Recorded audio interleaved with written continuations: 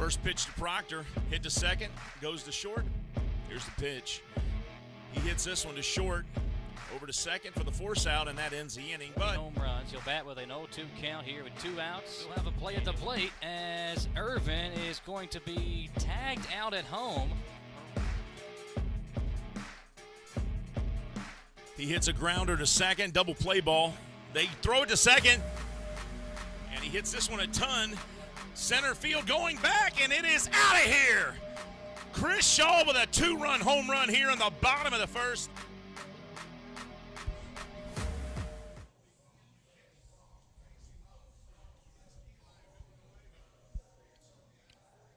Good evening, everybody, and welcome to Wild Hill Field here in Lexington, Kentucky. I'm Steve Tressler, and we are ready for Genomes baseball. The Kentucky Wild Hill Genomes have dropped the last 2 games to the Gastonia Honey Hunters. Gastonia, their magic number right now is 7. That's how many wins they need to close out the second half in the South Division. Gastonia already is going to be part of the playoffs, but they are ready to clinch the first and the second half if they can somehow win the next 7 games or 7 of their last 11. Genomes, however, are 3.5 games back in the wild card race. With yesterday's loss and the High Point Rockers winning, they now are in jeopardy of missing out in the playoffs with that last wild card spot. However, there's still hope. If they win tonight, they get the High Point Rockers for the next 3 nights head-to-head, and they might be able to gain some ground. If somehow the High Point Rockers lose tonight and the Genomes win, the Rockers come into town with a 2.5-game lead. If the Genomes can pull off a sweep, they'll have a half-game lead on the Rockers before sending them back to High Point, North Carolina. But that's all a big what-if. As you see, who let the dogs out, right? Good boy. So it's going to be a dog day afternoon here, as you can see. First pitch, 6:35 p.m., folks. We'll be back with Genomes Baseball and the starting lineups in just a minute. This is Kentucky Wild Hill Genomes Baseball right here on the Genomes Baseball Network. Be right back, everybody.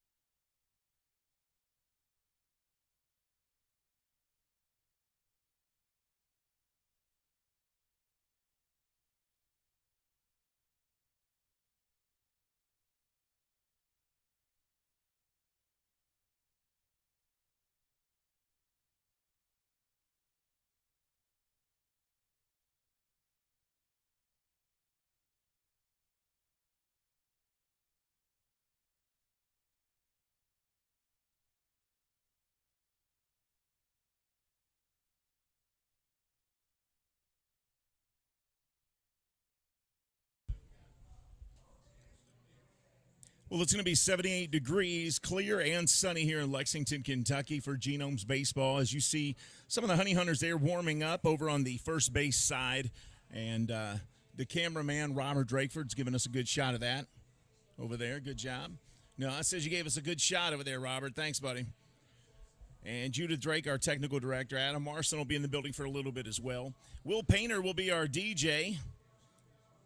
DJ Picasso. Hey, get a shot of Scrappy running with that dog there. That'd be good. And Scrappy taking a lap around the bases with the dog here.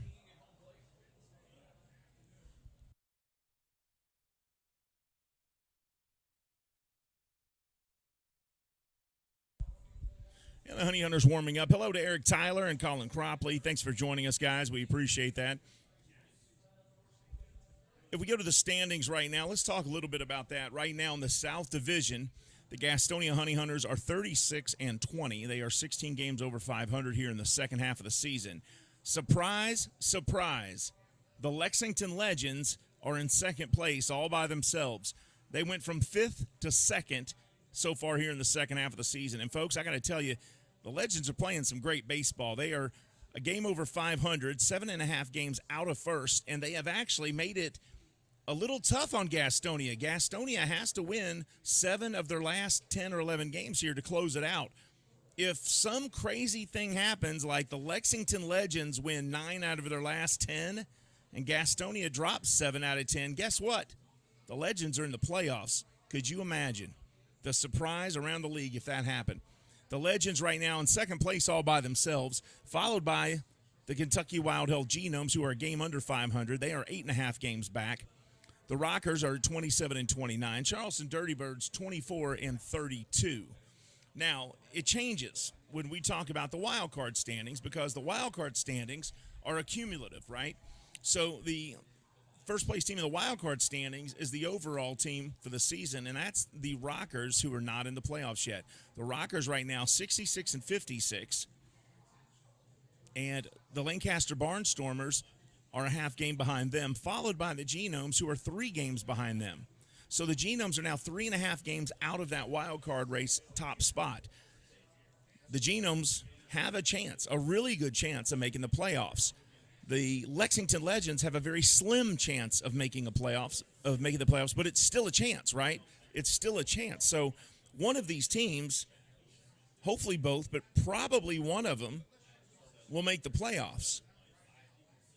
And that'd be great news here in Lexington. We'd love to see some postseason baseball once again because, honestly, in the last 4 seasons, with the exception of 2020, we've always had postseason baseball over the last 3 seasons. As a matter of fact, not just postseason baseball, but championship baseball over the last 3 seasons.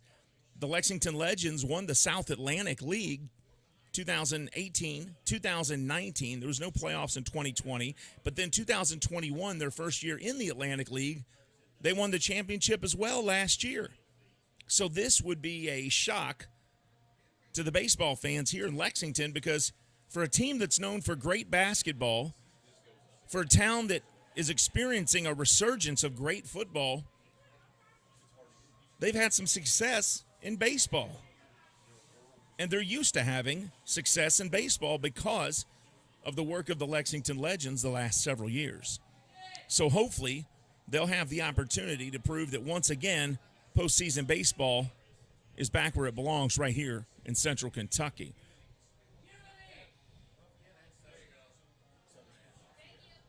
Honey Hunters warming up. The Genomes, as you see there, looking to the third base side, are getting ready as well, warming up. Demetrius Moore has taken off. He is going to be playing for the German national baseball team. Demetrius's mother, Rita Franklin, was born in Germany, so his skills will be represented by the German national team when they play in the tournament, the countrywide tournament, the World Baseball Tournament, and Demetrius will be part of that German national team. But we are almost ready for baseball here. First pitch, 6:35 p.m. The officials have not come out yet, but we will have those to you in just a minute, along with the starting lineups. Stay tuned, everybody. This is Genomes Baseball right here on the Genomes Baseball Network. Be right back.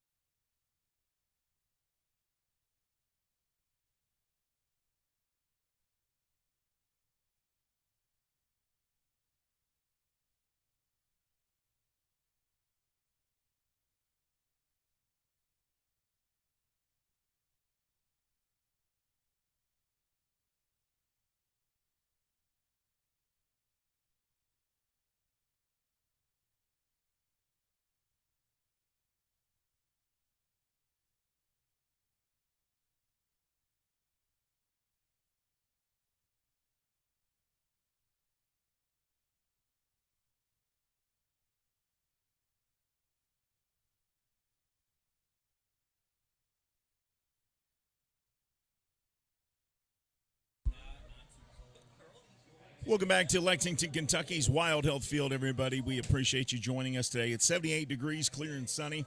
There's your umpiring crew tonight. Home umpire is going to be Marvin King behind the plate. First base umpire, Derek Whitfield.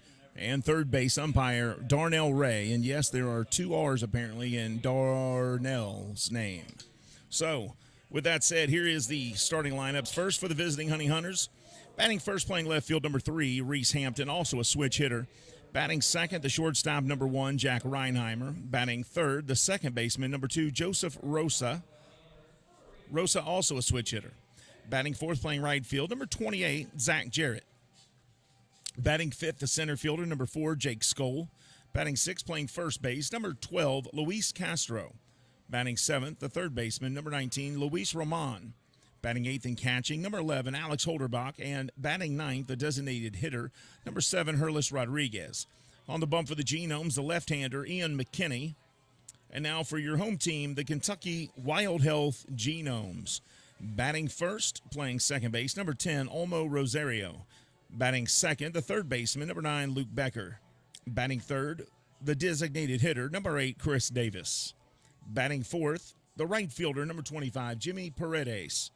Batting fifth, playing first base, number 34, Chris Shaw. Batting sixth, the left fielder, number 20, Moises Sierra. Batting seventh, the shortstop, number 4, Gavin Johns. Batting eighth, the catcher, number 13, Chase Valo. Batting ninth, the center fielder, 00, Yuri Perez. And on the mound for the Genomes, number 31, Eli Villanueva. Now, when we roll through those 10 starting players, the 9 batters and the 1 pitcher for the Genomes, there are 6 of those players I just told you for the Genomes have actually played in the major league level. And that is a lot to have on one team, and hopefully they will show up and show out tonight because this is a big game for them to stay in the wild card race. So we're just moments away from first pitch. Thanks for joining us, everybody. We'll be back with first pitch right after this. This is Kentucky Wild Health Genomes Baseball. I'm Steve Tressler, and we'll be back live with first pitch in just a moment.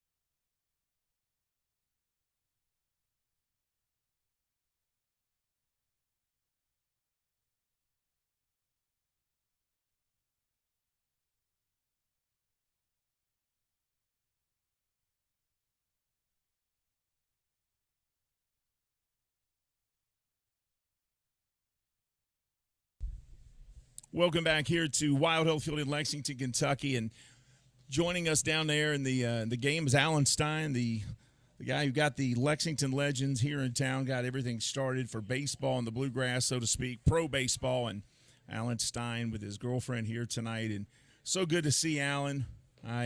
His very first year, I was his mascot for the team, and it was actually not even called the Legends then. This was before we were called the Lexington Professional Baseball Company, and we were trying to drum up support from everybody to get pro baseball here. And it all started with Alan, and the reins were taken by Andy Shea and his family. And what a journey it has been here in Lexington, Kentucky to have pro baseball here for so long. And a lot of great players have come through here. J.D. Martinez, Hunter Pence, just to name a few. And having the likes of players like Jimmy Paredes out there and Chris Davis and Moises Sierra. I mean, they've seen so many great players come through here and have played here. Roger Clemens being one of them as well. So kind of neat to have him here at the game. He reminds me of the good old days, so to speak. But Eli Villanueva on the mound. Eli is the pitching coach for the Genomes. He's also a former Major League Baseball pitcher. On this roster tonight, Keith, there's 6 out of 10 starters for the Genomes, which are Major League Baseball talent. So 6 out of 10 players tonight, including the DH, have been in the major leagues. The pitcher the pitcher, Eli Villanueva, and 5 of the 9 starters have played at the Major League Baseball level. So that's not too shabby, so to speak. But we're ready to go. Villanueva ready to throw the first pitch here to the switch-hitting Reese Hampton, who's on the left side. And the first pitch there, ball 1, Marvin King behind home plate. Derek Whitfield over at first base. And Darnell Ray over at third base. And it's 1-0.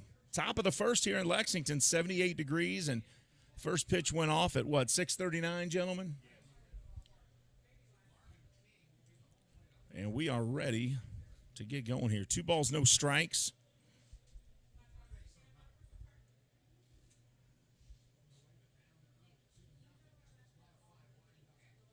And this one straight over to first base. Shaw grabs it, touches the bag, and that's out number 1. Chris Shaw, one of those guys that's played at the major league level, the former San Francisco Giant, sharing a smile with Derek Whitfield over there, the first base umpire. So 1 up, 1 down. Eric Tyler, great to see you got your merchandise. That's fantastic, my man. Glad to see it, buddy.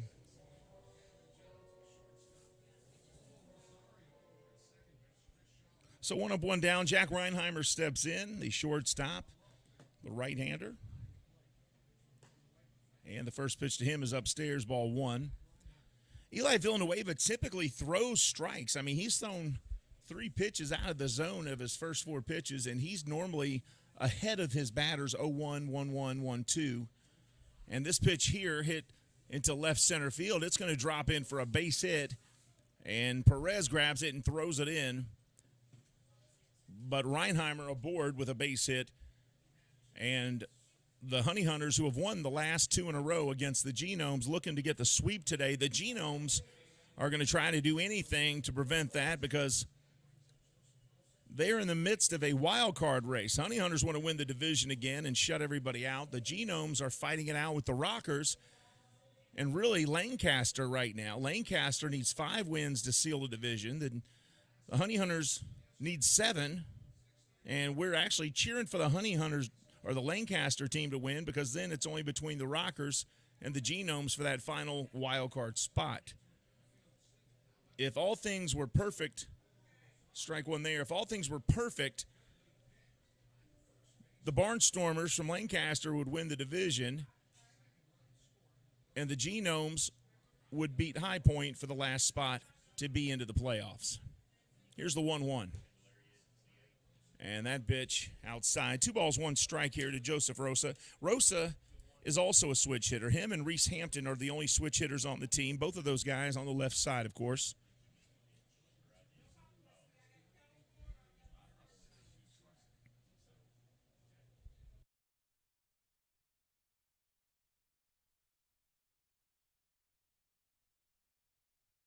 Two balls, 1 strike.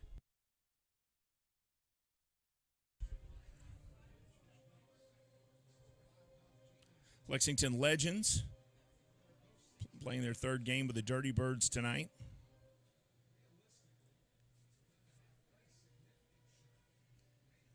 Two balls, one strike. And Rosa hits this one deep right field. And that is a two-run shot by Joseph Rosa. And that is not what we were hoping for.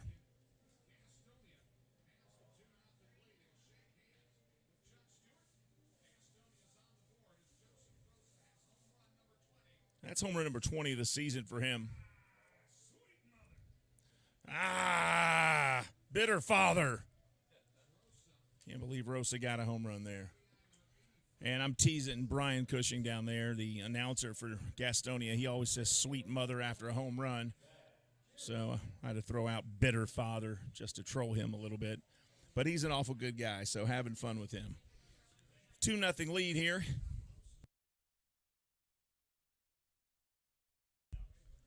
2-0 lead here. Two-run shot by Rosa brings in Reinheimer, and here's Zach Jarrett, son of Dale Jarrett, the NASCAR driver. 2 balls, no strikes to him. Keith, I bet Zach Jarrett was never late for school. His dad was Dale Jarrett. Yeah. And he hits this one hard to right, but it's not too deep. And running over and trying to make the play, but not able to do it. And it's a base hit for him. And he's around second, headed to third. And the Genomes have given up a home run and a triple here as Jimmy Paredes was slow getting to it. And all the way around the bases is Zach Jarrett for a triple. It is time to wake up, guys. We're playing ball here today as Gastonia has jumped all over the Genomes. 2-0. A home run and a triple. A single, a home run, then a triple after the first out. And I got a feeling that might just be enough to get them jarred up a little bit here and maybe shake the Genomes awake and alive.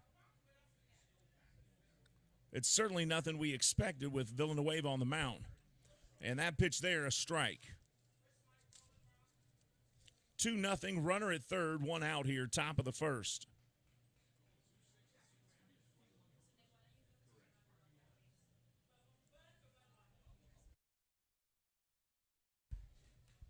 That one fouled back, and Villanueva ahead in the count. No balls, 2 strikes.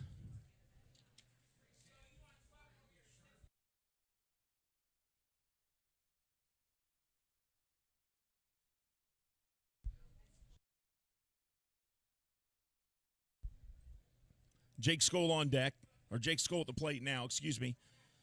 Luis Castro on deck. Zach Jarrett at third. One out. Here's the 0-2. Swing and a miss, and that is the first strikeout of the game for Villanueva. The pitching coach, who's also a starting pitcher for the team here. So 2 outs, and now he'll face Luis Castro. Castro, the first baseman, with Luis Roman, the third baseman, on deck. Official scorer tonight, Hugh Davis, looking good as ever. Suave, nice tan on his face today. Or he just might be bloodshot. He said just bloodshot. He's been working a lot of hours. Hugh Davis puts in a lot of hours, folks. He works a full-time job, comes here, does this, goes home. He's got a parking garage. He runs from midnight until 6 a.m. in the morning.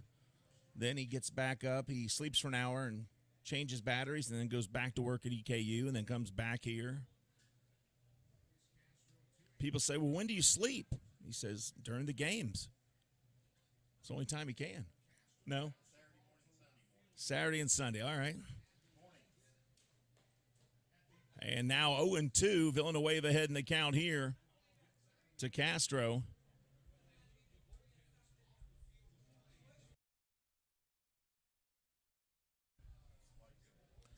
No balls, 2 strikes, 2 outs. Villanueva here a strike away from getting out of this inning. And he is out of this inning, and great job by Villanueva to rebound after that 2-run home run and triple. I think that woke him up because his good stuff came out right after that. Back-to-back strikeouts in the inning.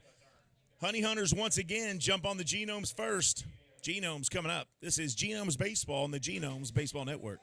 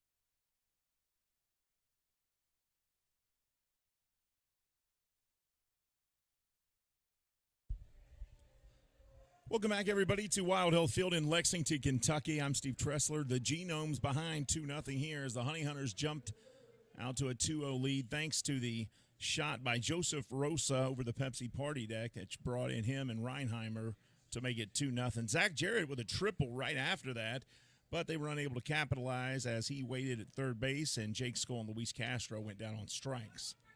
1-0 here to the leadoff hitter for the Genomes, Yuri Perez. Excuse me, not Yuri Perez. That's Olmo Rosario. Apologies to Yuri and Olmo. 2 balls, no strikes to Olmo. That guy's 42 years old. He does not look it. He certainly doesn't play like it. And that pitch upstairs. 3 balls and no strikes. That's Ian McKinney there for the Gastonia Honey Hunters. Ian McKinney played his high school ball at William Boone High School in Orlando, Florida. He was drafted in 2013. The Cardinals picked him in the 5th round. That went in there for a strike, 3-1. And the Cardinals took him right out of high school in the 5th round. And he has been playing pro ball at some level ever since. Swing and a miss there, and he goes from 3-0 to 3-2, and now a full count.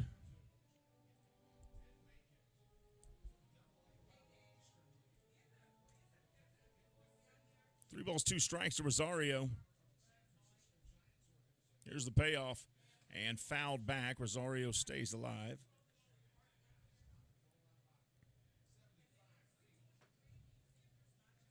Full count. Bottom of the first inning, 2-0 score. I want to thank all of you for joining us today for Genomes Baseball.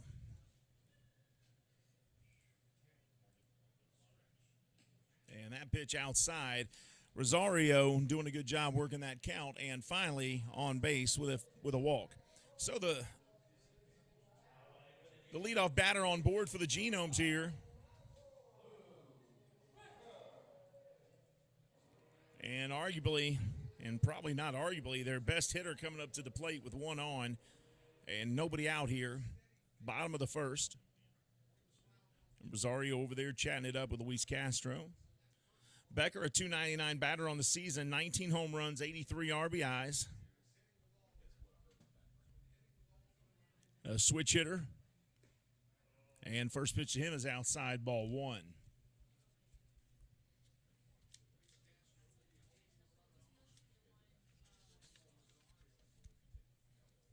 Becker a switch hitter, as is Jimmy Paredes. They are the only two switch hitters on the team.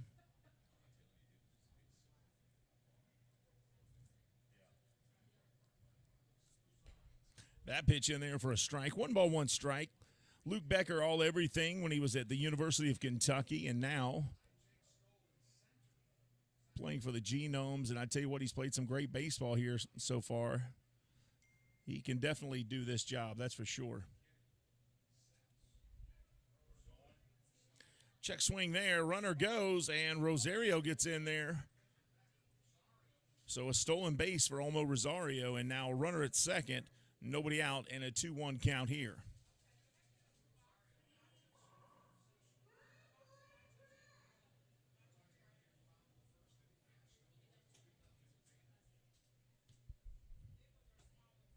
Long wait and a 2-1. That one hit by Becker up into the sky, and it's going to sail foul towards the first base side. And the count now 2 balls, 2 strikes.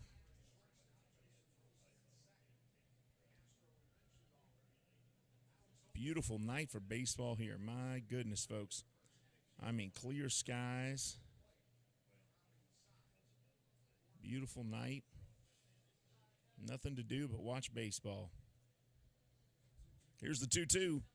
Becker hits this one hard again, and this one sailing foul as well. 2 balls, 2 strikes.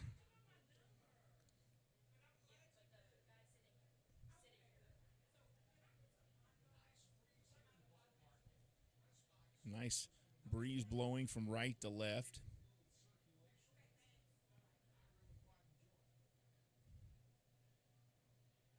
And that one hits straight away center field. And going back to make the catch, though, and doing so, is the center fielder's Skull. But that'll be enough for Rosario to tag up from second, and he makes his way to third. So Becker does fly out, but the base runner moves to third, and now they have a runner at third in scoring position with 1 out.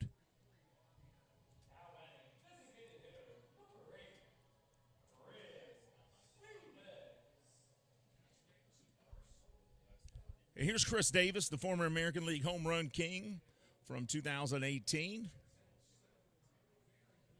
He's had a rough September. He exploded onto the scene in late July and all through August. And I don't want to say rough September, but really has not hit the way he did when he first came in 6 weeks ago. It could be everybody's starting to learn how to pitch to him a little bit now, but I don't think that means anything to him. He can still get a hold of him here. And you would think that he would be more physically imposing.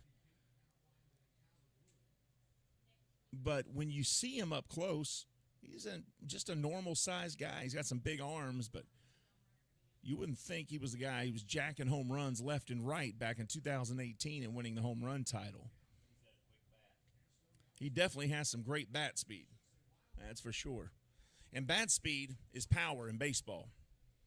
If you got speed on your swing, you're going to hit some balls out.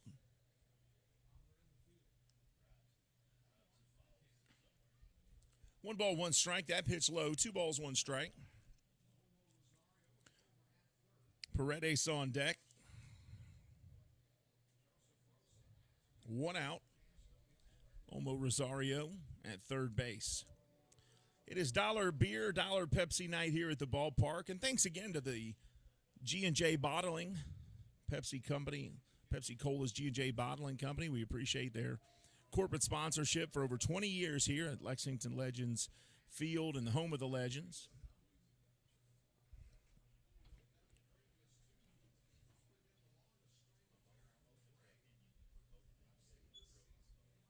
Two balls, 2 strikes, 1 out. And Davis fouls this one back.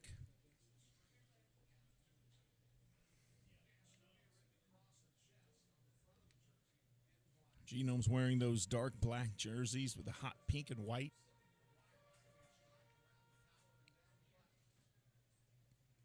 White pants.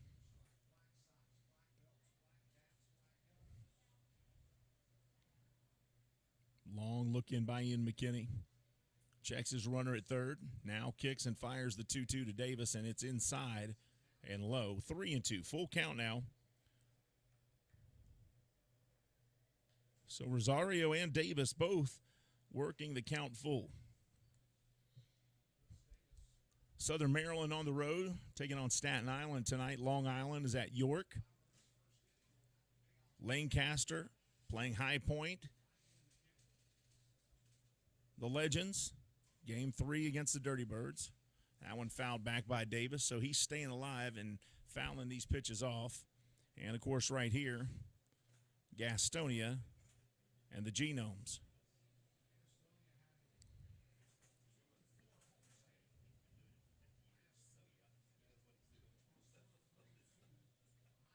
And this is pitch number 8 of this at-bat right here. And this one hit hard by Davis, but it's going to be fouled. And now we're 9 pitches into this at-bat as Davis continuously fouls these pitches off, looking for the right one. That was Rosario's first stolen base of the year. He just joined the team here recently, so didn't have much of a sample for any of his stats, but we do know that was his first stolen base. Full count, here's the payoff. And Davis hits this one foul as well. So staying alive, and now we're going into pitch number 10 of this at-bat.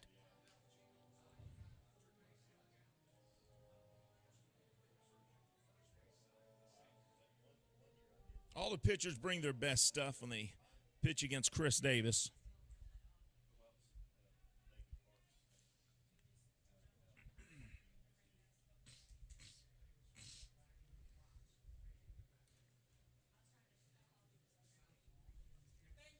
Three balls, 2 strikes, payoff pitch once again. Let's see what happens here. And that pitch inside, and Davis, the pro that he is, able to fight off all the good pitches and eventually drew the walk there. So now runners at first and third, 1 out, and the very dangerous hitting, Jimmy Paredes stepping in. Jimmy Paredes, one of those guys that when there's somebody on third base, he generally comes through.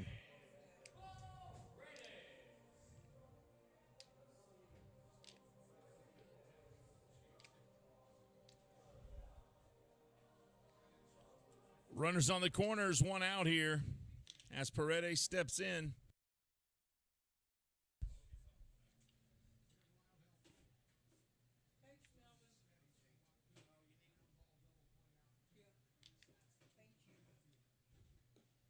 And the first pitch to Paredes, low, ball 1.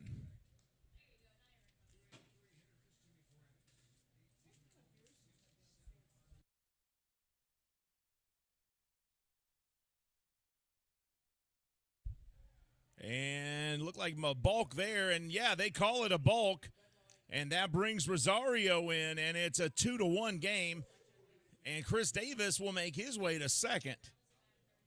It was very slight, but it was definitely a balk, and it was called. It looks like Derek Whitfield had made the call initially, and Marvin King said it as well. This one fouled back. 1 ball, 1 strike.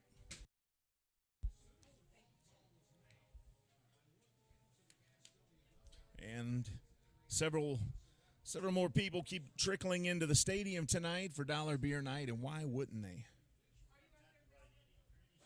I mean, you could drink a beer for $1 at home. I mean, a 12-pack of cans is about $13, so that's a good deal.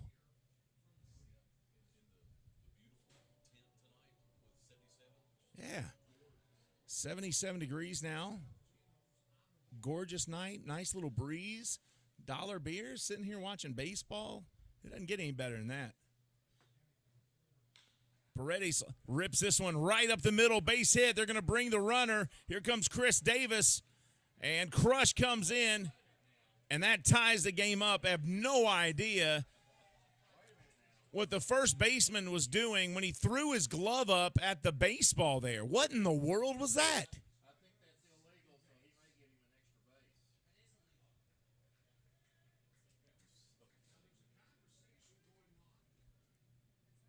base. Why in the world?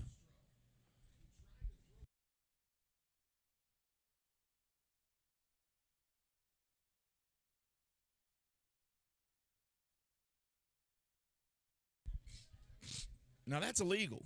You can't throw your glove up there. It's not like in basketball where you can get a guy to take off his shoe and throw it at the ball a la Bill Walton and just be hit with a technical for violating the spirit of the game.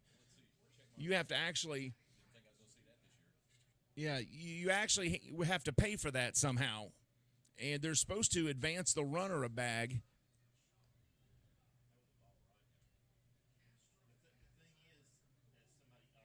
So they didn't do it, but in either case, you can't take your glove and throw it up at the ball.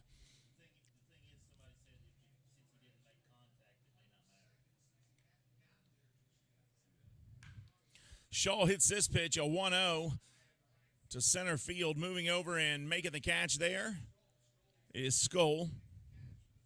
And the runner not able to tag as the throw from Skull makes it down there in time. And Jimmy Paredes will sit at second after doubling and bringing Davis in on that hit.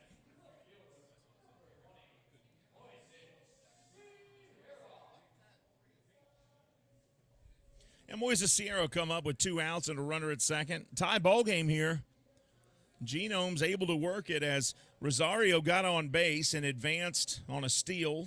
Then a fly ball from Becker moved him to third. Davis walked, and then a double by Paredes sent Rosario scored on a balk, but then Davis came in on that Paredes double, and that tied it up.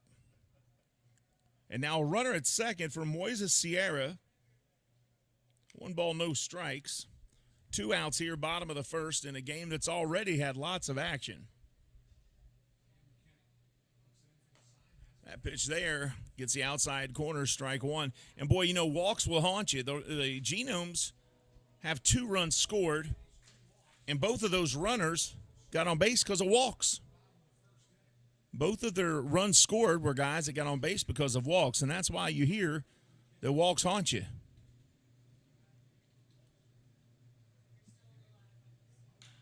And this ball hit hard to right field. Is it going to be able to drop in there? It will, but foul by the Mattress Overstock Warehouse. Yeah, those walks haunt you like a demon-possessed evil.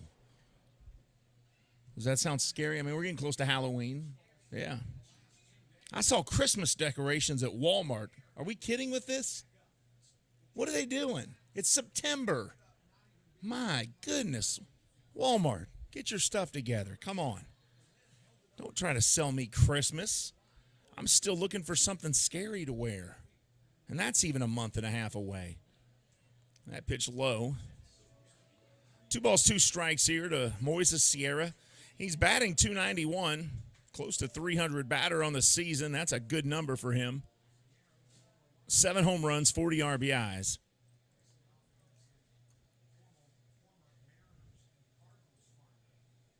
Now from the stretch, McKinney once again kicks, fires, and this one ripped to third and caught right out of the air by Luis Roman, and that ends the inning. A line drive, and Moises is still staring down there like, hey, I hit that ball so good. Why'd you catch it?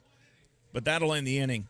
Genome's able to tie things up. 2 runs on 1 hit. They leave 1 stranded. We're headed to the second with a tie ball game, folks. This is Genomes Baseball on the Genomes Baseball Network.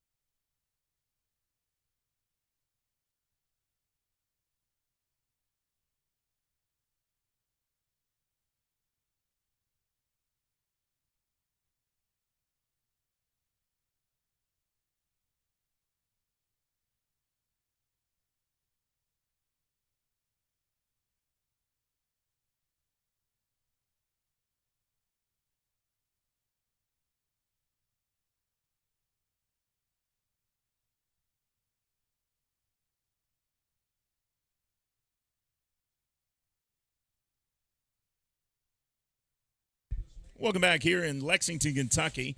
Luis Roman will lead things off for the Honey Hunters facing Eli Villanueva. And the first pitch there, strike one, 87 miles an hour from Villanueva. Tie ball game after one. I want to thank all of you for joining the broadcast tonight, wherever you are watching it, whether it's on YouTube, radio, TV, wherever you are. Thanks for joining us.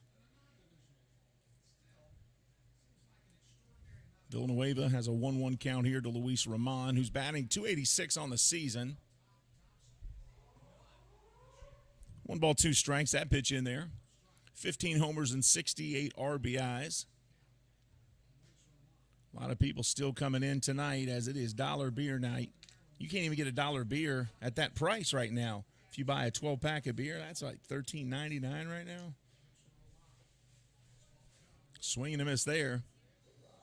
And that is strike three. So 3 strikeouts now in a row for Eli Villanueva. He struck out the last 2 batters in the top of the first, and now the first batter here in the top of the second.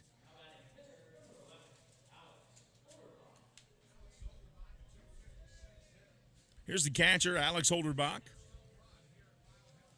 Holderbach, .256 average on the season with 3 home runs and 33 RBIs.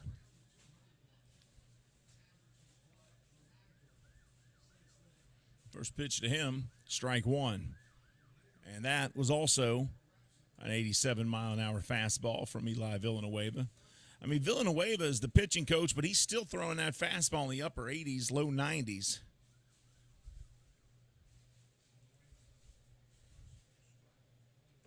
And here's the 0-1. And a swing and a miss there, and he's ahead again. No balls, 2 strikes to Alex Holderbach. Holderbach played his college ball here locally. He was actually a product from Eastern Kentucky University. He was born in Fairfield, Ohio, which is a suburb of Cincinnati. That pitch inside, 1 ball, 2 strikes. And he was drafted by the Houston Astros back in 2018. Was he ever a legend here? No.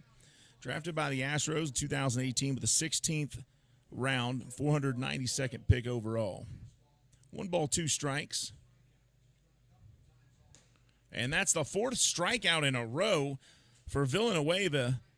I tell you what, I think that home run by Rosa, followed by the triple by Zach Jarrett, woke him up. And they woke up something inside of him because he has been throwing beautifully since that triple. And it was a little bloop triple, too. It was kind of frustrating because Zach Jarrett, he had hit it up in the air, and he was already at second base by the time it bounced and Paredes grabbed it. And ended up with a triple out of the deal. But since then, he has struck out 4 straight batters. 2 outs, and here's the designated hitter, Herlis Rodriguez.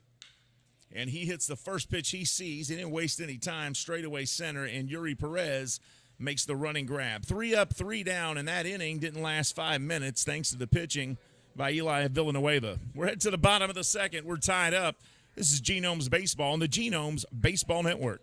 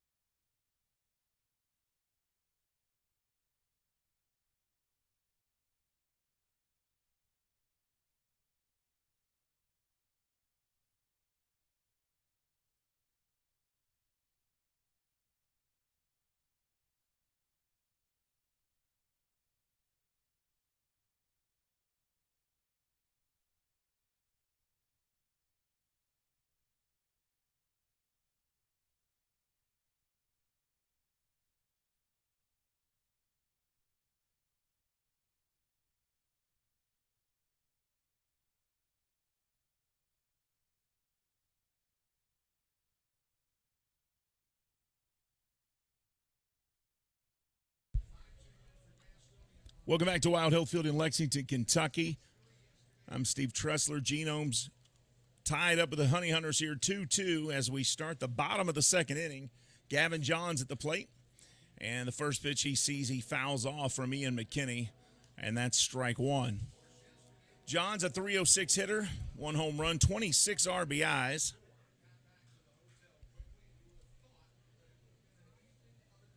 And he has come through. I have been impressed with the baseball. That pitch there, low in the dirt. 1 ball, 1 strike now to Gavin.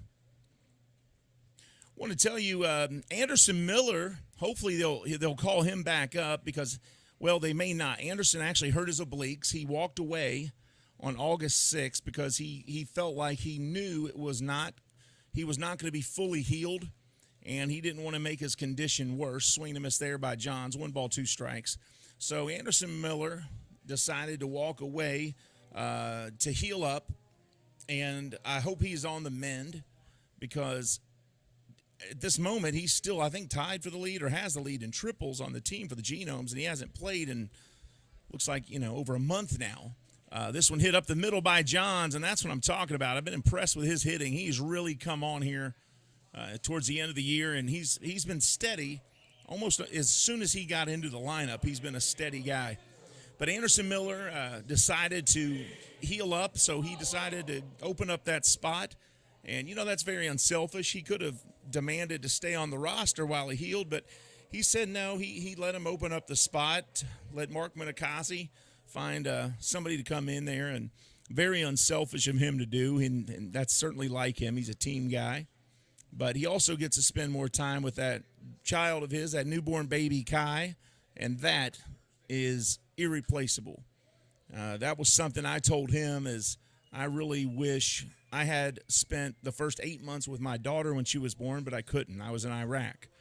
And I said this time between now and, the first 3 or 4 years of her life or his life is the most valuable time because you don't realize how important that is until it's gone.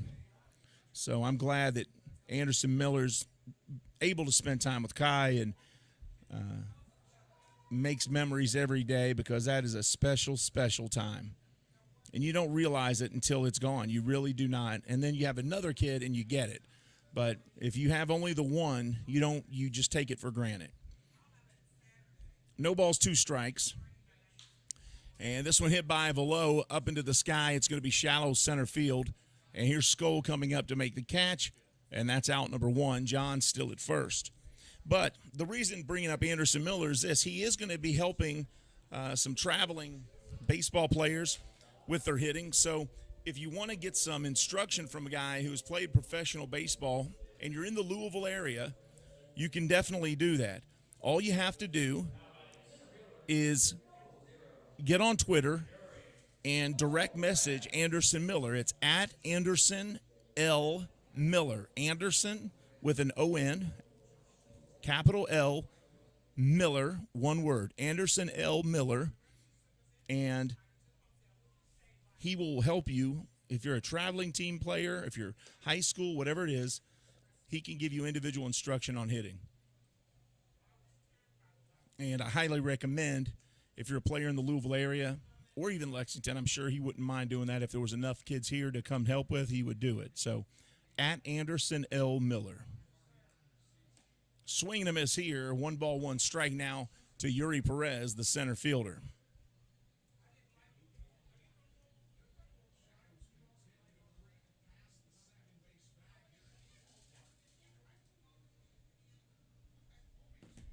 One ball, 1 strike. Yuri Perez, the center fielder. Now a throw over to first. They got him picked off, or do they? And what a job there by Gavin Johns, as it looked like Ian McKinney was dead to rights. Or Ian McKinney had Gavin Johns dead to rights. He threw to first, and Johns wasted no time. He took off for second, and he got there before the first baseman was able to throw him out. Luis Castro thought maybe Johns was going to take a few steps and come back, but Johns went in a dead sprint and got there safely.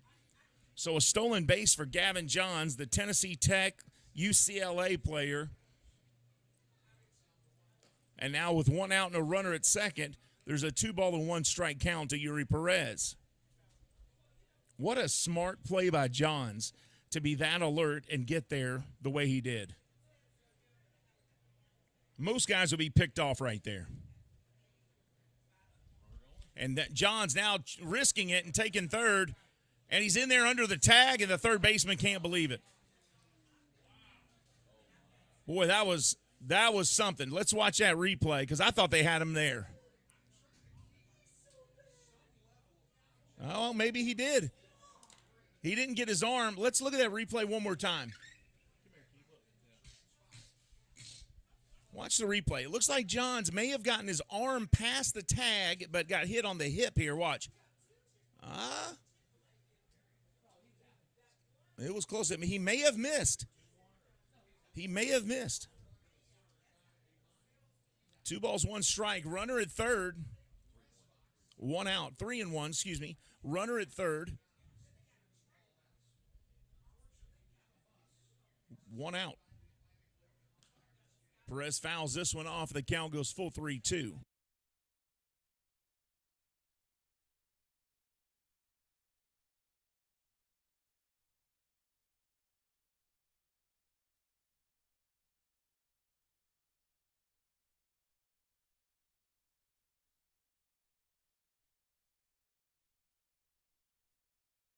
And he hits this one. Little chopper to short. The runner scores.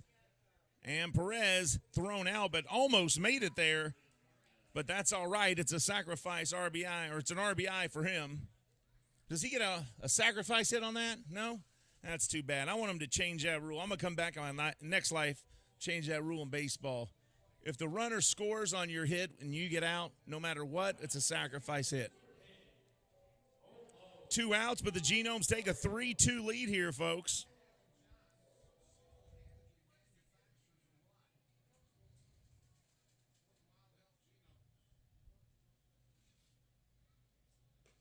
First pitch here to Rosario, ball 1.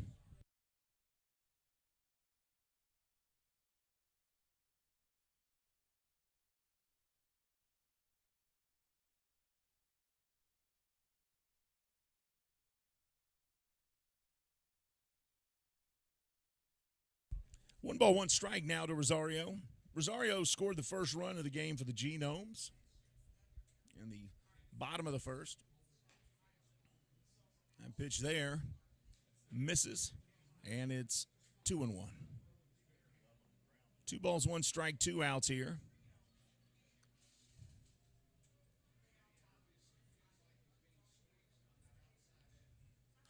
And this one fouled back. 2 balls, 2 strikes.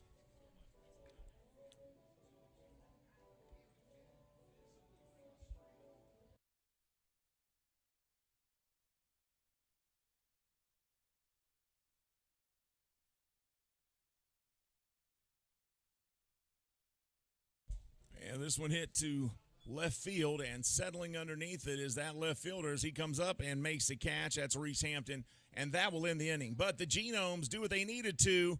They score a run on no hits, and they lead 3-2. Hey, Scrappy. There's Scrappy. She's an engineer by day and hits dingers by night. We'll be right back with more baseball right here on the Genomes Baseball Network.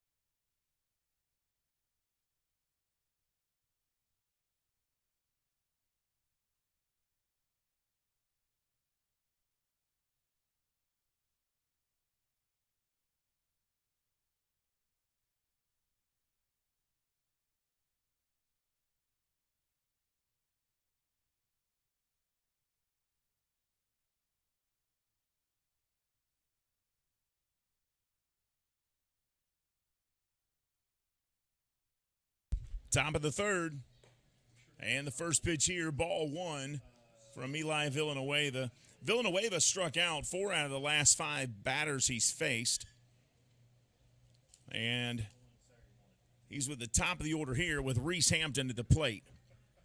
That one low, 2 balls and no strikes. And once again, he starts off 2-0 with Reese Hampton. The first time he faced him, he started off 2 balls, no strikes, and he does it again here.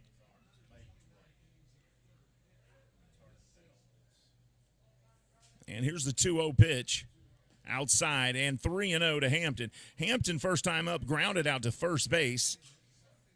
Eli Villanueva has struck out 4 out of the last 5 batters he has faced tonight. But he's behind here 3-0. And will throw a 4-pitch walk to Reese Hampton. And that is something I didn't think I would see, especially as hot as he got there in that second inning. Just putting him away left and right.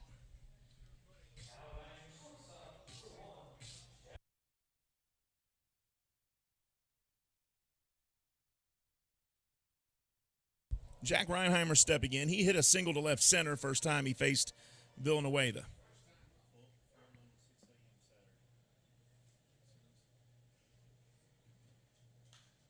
And doesn't wait here as he swings at the first pitch he sees for strike one.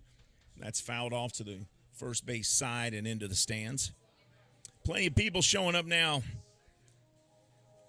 Advertise dollar beer night and they will come. I'm not sure that's how the saying goes, but close enough.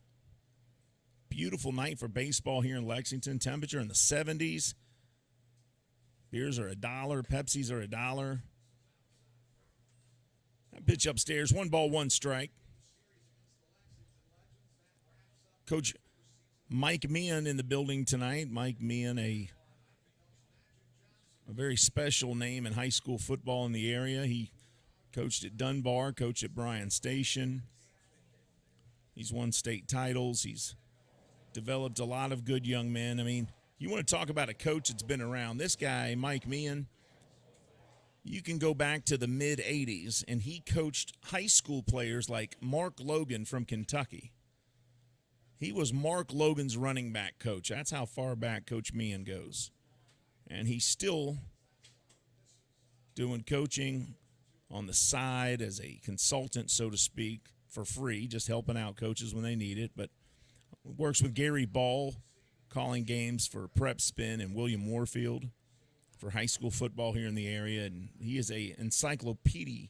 He has encyclopedic knowledge, I should say, of football. That pitch inside. 3 balls, 1 strike here. Reinheimer, 274 hitter, 11 home runs, 59 RBIs on the season.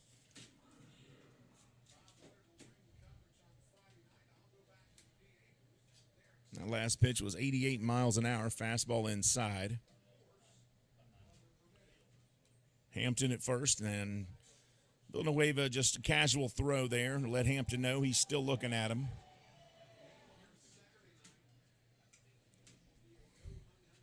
Three balls, 1 strike, no outs here, top of the third. Genomes lead 3-2. And that pitch is going to be high. And back-to-back walks for Eli Villanueva, and that's something we hardly ever see.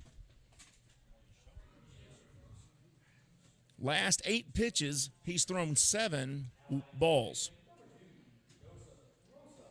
Actually, 8 out of the last 9 pitches have been outside the strike zone.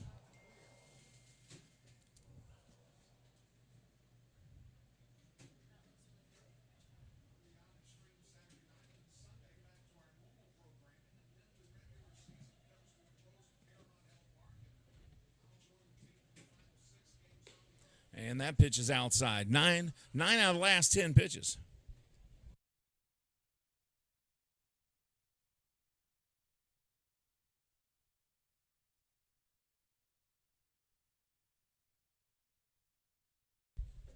One ball, no strikes.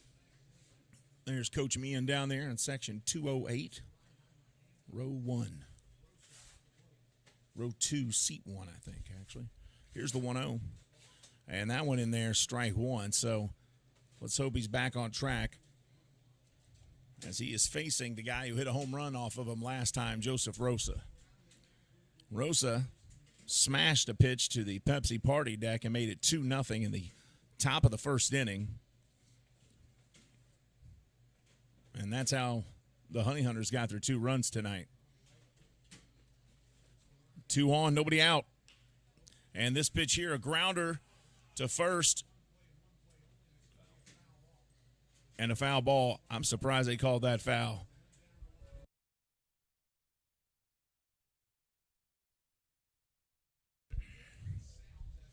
I thought for sure that was just a normal foul ball, but he started limping. I wonder if that's a trick players do to get out of a ground out here. Let's see that here. I don't know.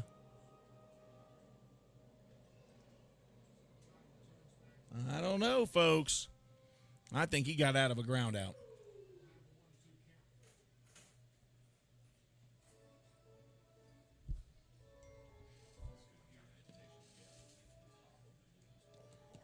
One ball, 2 strikes, nobody out. 2 on. Joseph Rosa at the plate, 301 batter, 18 home runs, 74 RBIs. 2 of those RBIs and 1 of those homers came last time at bat. And Villanueva steps off and towards Hampton, and he rushes back to the bag. Hampton at second, Reinheimer at first, nobody out. Number 3 there, Reese Hampton, is the number 1 batter in the order. The number 2 batter in the order, Reinheimer, is at first. They were both walked. And walks will haunt. 1 ball, 2 strikes to Rosa. Swing and a miss, and he's able to get Rosa out this time after giving up a home run the first time. And that is the 5th strikeout of the game for Eli Villanueva.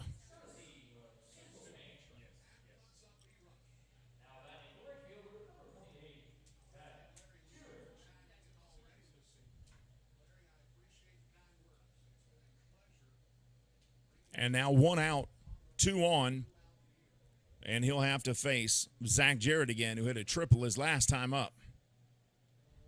Swing and a miss there as he blew that 89-mile-an-hour fastball right past Zach.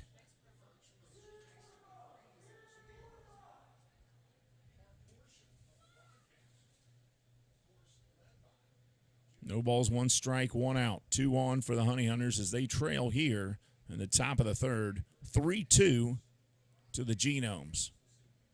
And why shouldn't they? Baseball's in their DNA. Winning is in their blood. 1 ball, 1 strike. There's a good look at Eli Villanueva. There's Jack Reinheimer at first base.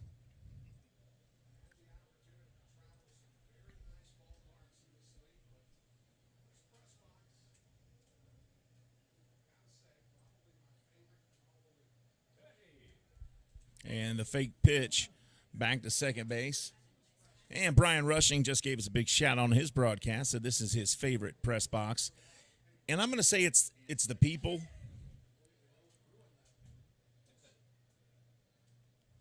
I'm going to say it's the people that makes it his favorite. Because we're engaging and fun and lighthearted. That pitch there and there for a strike. 1 and 2. And Zach said, yep, I agree. That was there. He's like, I got you. 1 ball, 2 strikes. I mean, if you're Brian Rushing, the announcer for the Honey Hunters, when you come here, you've got a great technical director in Judith Drake. You got DJ Picasso Will Painter down there at the other end. He's a lot of fun. You got Hugh Davis, who's okay too. No, I'm kidding. He's awesome. You got Keith Hardeman. Runner goes here. The throw down to second. They pull off a double steal again for the 2nd time in the series. And now runners at second and third as you watch here. And there he goes. There's Reese Hampton taking off. But they have made it. They are the masters at pulling off the double steal. The Honey Hunters by far, and I mean by far, the most aggressive base stealing team in the league. By far. They're up around 300 stolen bases this year. Nobody's even within 100 of that.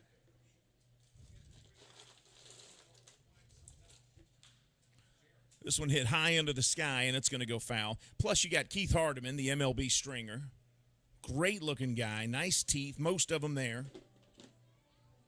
Thank you, Keith. Grabs my empty bottle of Pepsi and tosses it in the trash.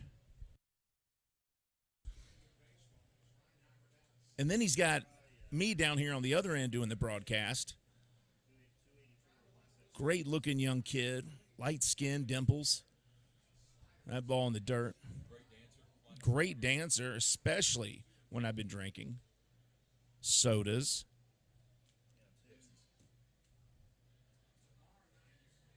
Count on Zach Jarrett now full 3-2. Big smile out of his face right there. Zach Jarrett, I bet Dale Jarrett's dream is to hear somebody say that he's not the son of Dale Jarrett, but Zach Jarrett, his dad is Dale. I'm sure he doesn't like people to say that his son he's the son of Dale Jarrett. You want your son to stand on his own, and you want people to say, an interesting fact about Zach Jarrett, his dad used to be a race car driver. Rather than start with his dad is. I think I know what I'm trying to say there. Does that make sense? You don't want to be known your whole life as the son of Dale Jarrett. You want people to say, his dad. You want to say that's Zach Jarrett. I think his dad used to race cars or something. I bet that's Dad's dream. I do not speak for Dale Jarrett.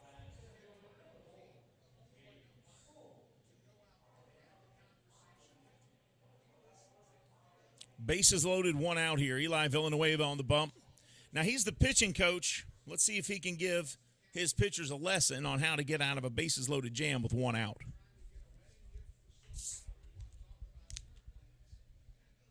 Hopefully you give him a lesson on how to get out of the jam and not how to bring in the runs.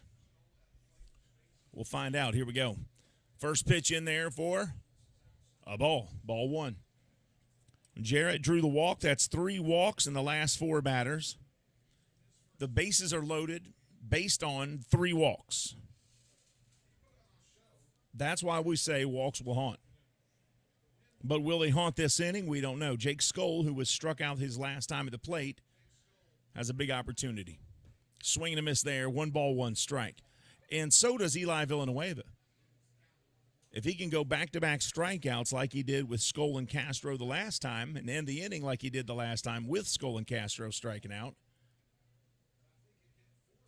that will go a long way, not just as a pitching coach instructing his guys, but as a teammate getting the outs. And that one in the dirt, 2 balls, 1 strike.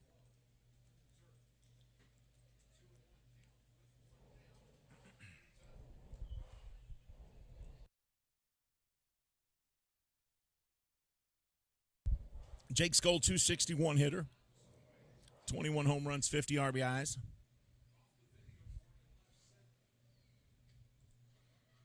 Nice crowd starting to trickle in.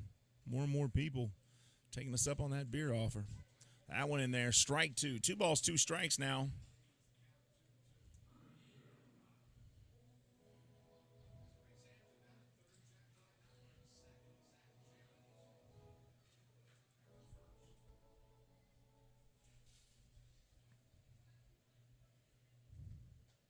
Two balls, 2 strikes, 1 out.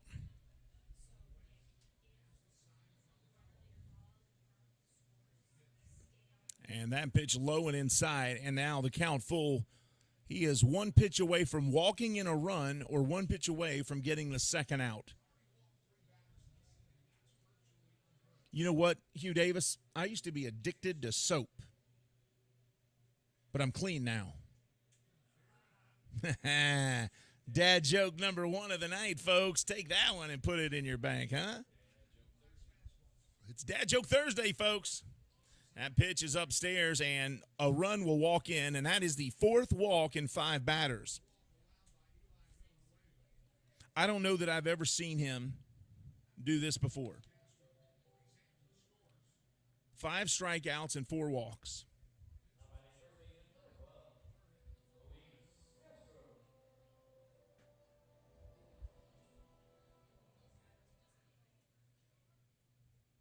Bases loaded, Luis Castro steps in, 262 average, 11 homers, 46 RBIs.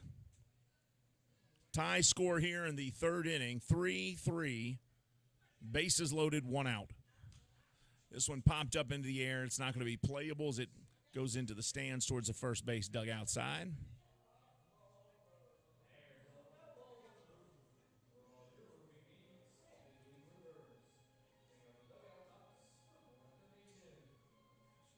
Of course, the big news today, Queen Elizabeth II died in England, London. She is a link to the past of England. She is a bridge towards their future. She represents, quite honestly, much of England's modern history. Swing and a miss there. No balls, 2 strikes. Yeah, 7 decades as the Queen. And that is a long time.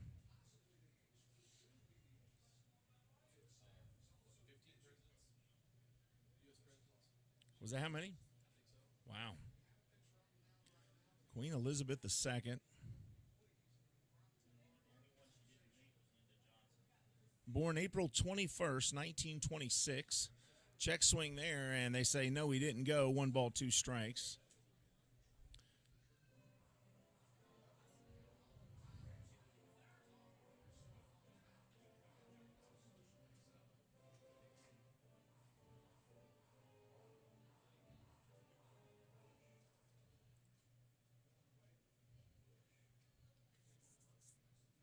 And now it looks like, is it Charles will become the king? So England's going to have a king again, huh? What was that?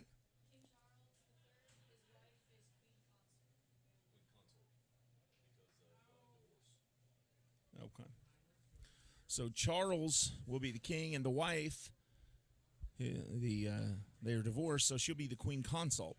There's a double play ball. They turn 1, they turn 2. Shaw, nice job of the tag there, and that gets the second out, and they're out of the inning. So Eli Villanueva able to serve up a double play ball here to Luis Castro, and that will save them from getting any more damage on the Genomes. There's some people taking us up on that dollar beer night and enjoying the baseball game tonight. We're so glad you all are here. Please enjoy the game and drink responsibly. We're headed to the bottom of the third, tie ball game, folks. This is Genomes Baseball on the Genomes Baseball Network.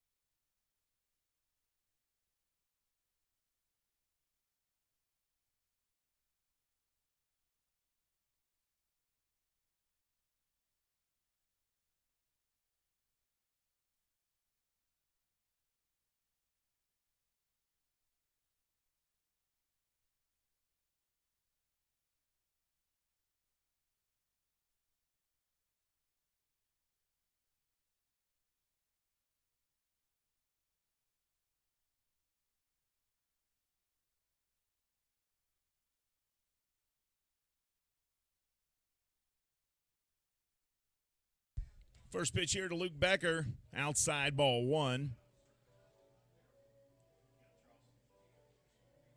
Welcome back to the broadcast, everybody. 3-3 score here, top of the third inning between the Genomes and the Gastonia Honey Hunters. Villanueva able to get out of that bases-loaded jam. Becker hits this one. Left field, it's not going to get the distance. It's going to be caught by Hampton out there and left, and that's out number one. Tell you what, I want to see Becker hit that 20th home run of the season. He's got 19 already. I'd like to see him hit that next one. That's the second time he's hit a fly ball to the outfield. Last one was to center field. This one to left.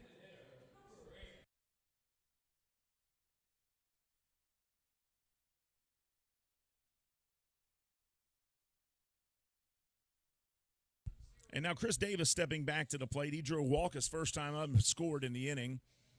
267, 16 home runs, 43 RBIs. To think this guy's got 16 home runs and he's played in 6 weeks is phenomenal.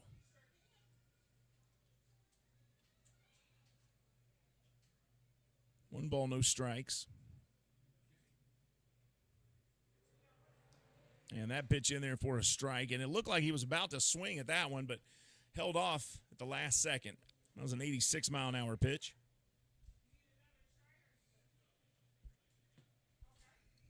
Hey, it's Dad Joke Thursday. Don't forget, folks, we're going to have the best of all the dad jokes coming to you live tonight.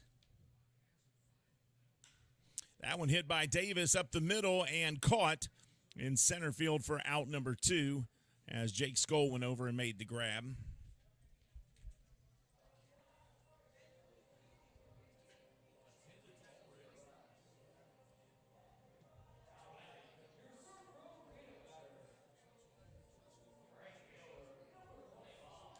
And here's the always dangerous Jimmy Paredes.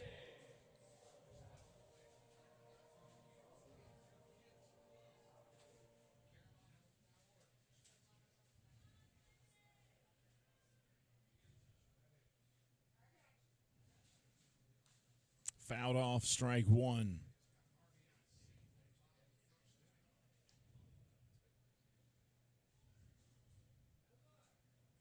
My kids played a little prank on me yesterday. I've got a deck of cards, that I play with, and they glued the deck of cards to the counter.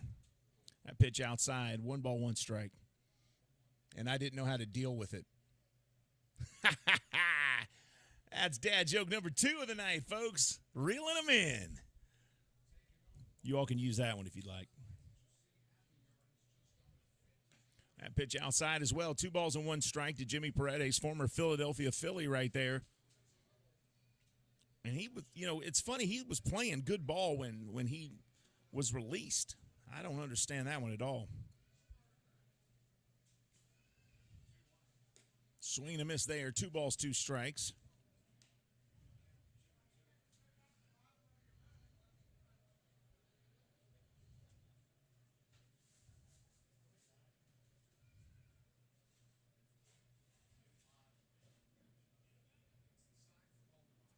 Here's the 2-2, and Paredes chops this one down the third base side, foul. My wife gets freaked out when we drive sometimes because, especially in parking lots, because she has a fear of speed bumps. But she's slowly getting over it. That was for you, Hugh. So Charles is the king. That's going to be something. This one hit high into the sky, foul. It's going to sail back. Is there going to be room to catch it? There is not. Hey, that's a souvenir. That's funny. That ball is right there, and nobody made a move for it, and there's little kids there. And finally, little man's going to get it.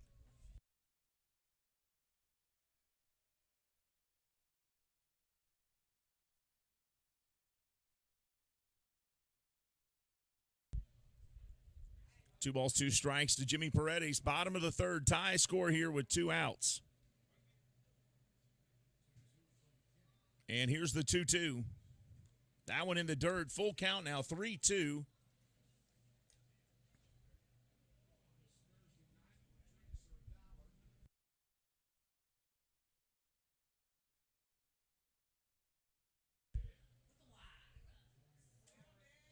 Home plate camera operator Robbie Drakeford. Nice pitch there. Strike 3. 86 miles an hour. That ends the inning. Folks, we're headed to the fourth inning. It's a tie ball game here in Lexington, Kentucky. Thanks for joining us. We'll be back with more Genomes baseball right after this.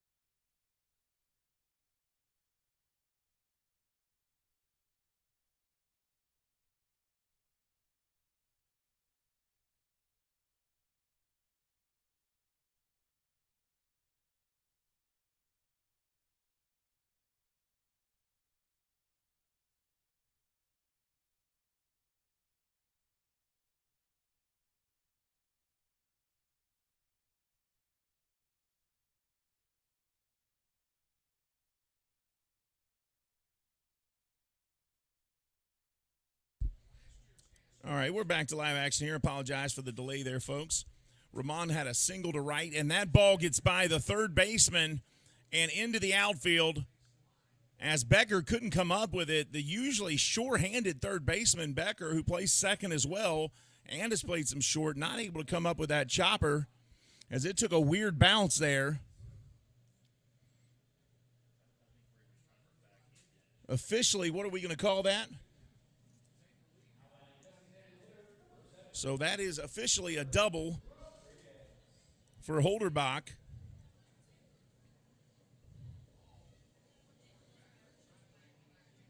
As that was a strange hop down there on the turf. So 2 on, nobody out, top of the fourth. Runners at second and third.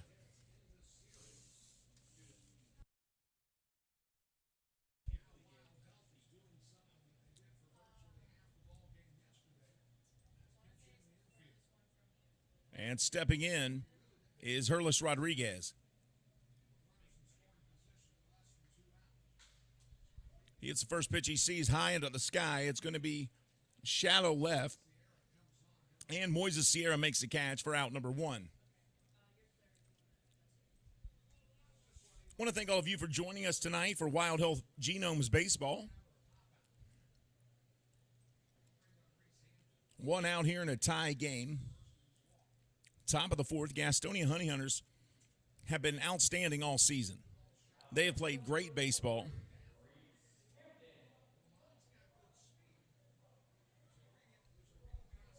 And they have been a tough out for every team in this league this year. That's the second time that Rodriguez has gone down with a pop out. And now for the third time tonight, Reese Hampton steps in. He grounded out his first time up and then walked. And the first pitch here is popped up into the air as well and into the stands. Foul.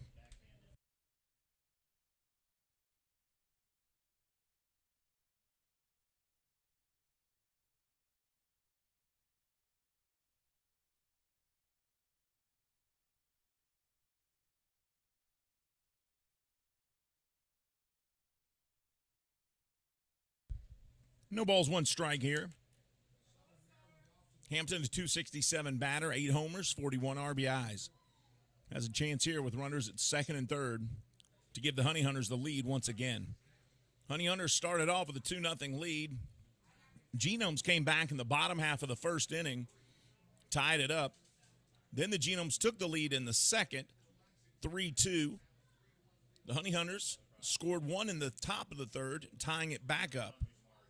3 runs, 5 hits for the Honey Hunters so far. 3 runs, 2 hits for the Genomes so far.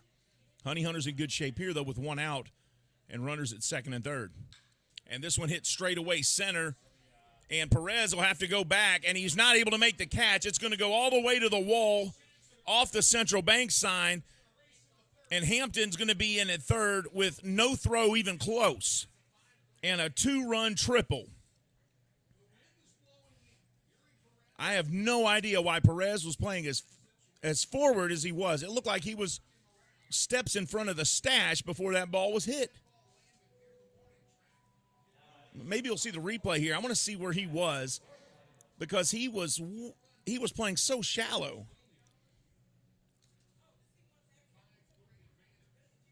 And now it's a 5-3 Honey Hunters lead here. He may not have been in front of the stash. Maybe he's 2 steps behind it, but did he not look like he was playing too shallow there? For a guy like Hampton who's hit 8 home runs this year. First pitch there. Misses, 1 ball, no strike. So now runner at third, 1 out. Top of the fourth.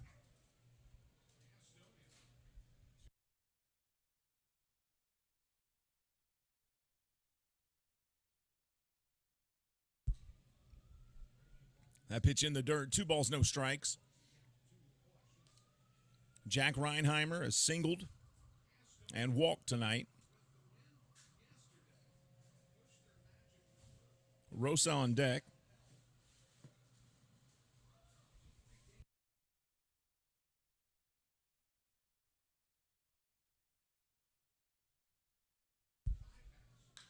And the 2-0 hit high into the sky.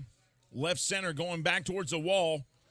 And Yuri Perez there to make the catch, but the runner will tag up. And that was deep enough for Hampton to come on in and make it a 6-3 game. So the Honey Hunters have doubled up on the Genomes. They came into the inning with a tie score, but have managed 3 runs in the inning to take a 6-3 lead here with 2 outs.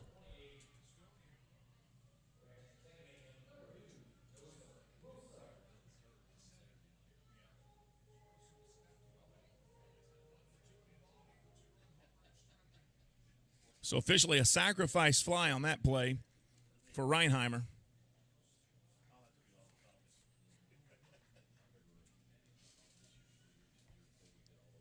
First pitch there, strike 1.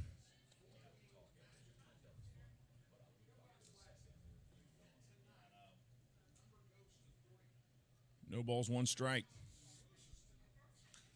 This one chopped foul, and Villanueva ahead of this one 0-2.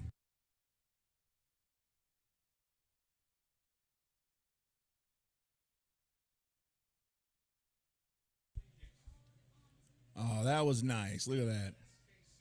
That foul ball went over. It looked like it hit little girl there, and that gentleman there picked up the foul ball that he got that hit her and gave it to her. That was sweet. And strike 3 there as Villanueva fires an 87-mile-an-hour strike right at the belt level. And that ends the inning. But Genomes give up 3, and it's a Honey Hunter 6-3 lead. We're headed to the bottom of the fourth. This is Genomes Baseball on the Genomes Baseball Network.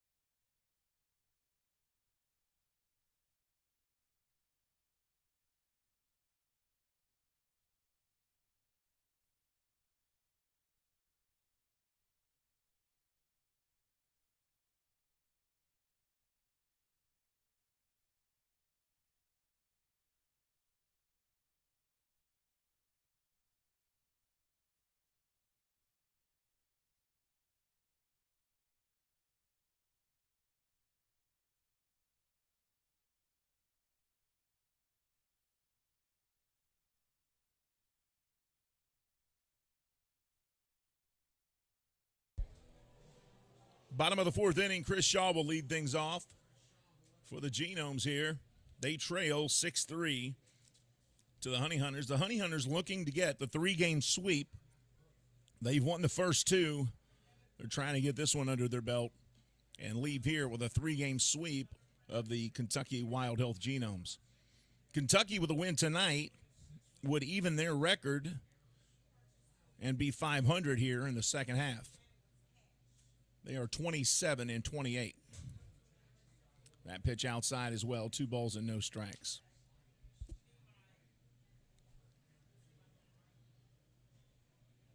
Chris Shaw draws more walks than everyone on the team by far.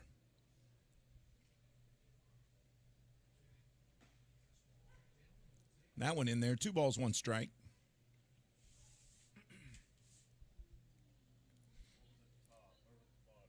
Ian McKinney tonight, only 2 hits.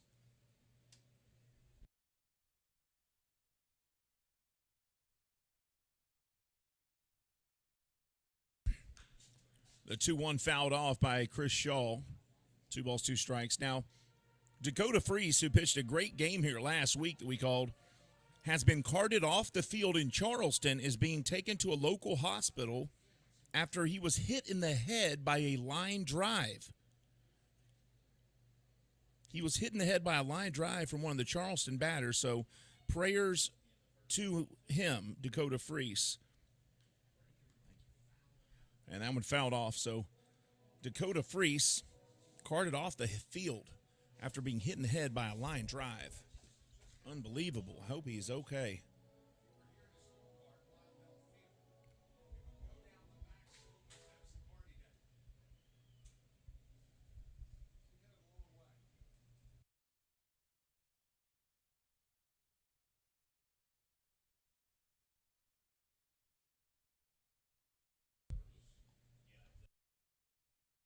That pitch misses, and the count goes full now, 3-2.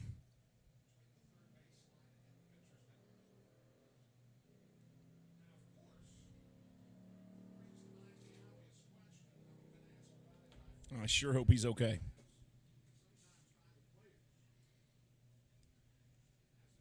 Full count here to Chris Shaw. 3 balls, 2 strikes, facing lefty on lefty here. And that one in there, strike three called, and Shaw goes down looking at a third strike.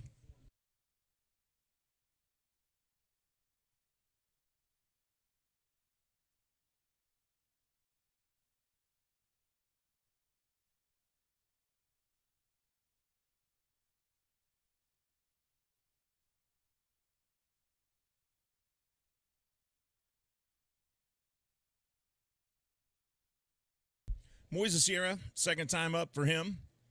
He had a line drive straight to third base his first time up, which was caught by the third baseman to end the first inning. So he hit the ball hard, just not in the right spot. 289 hitter on the season with 7 home runs and 40 RBIs. Here's the 0-1. And that's a strike as well, 0-2. So McKinney has only given up 2 hits tonight, but because of the walks, the Genomes have put 3 runs on the board. So the Genomes have managed 3 runs on only 2 hits. Villanueva, 6 runs on 6 hits so far. This one chopped foul, and the count stays 0-2.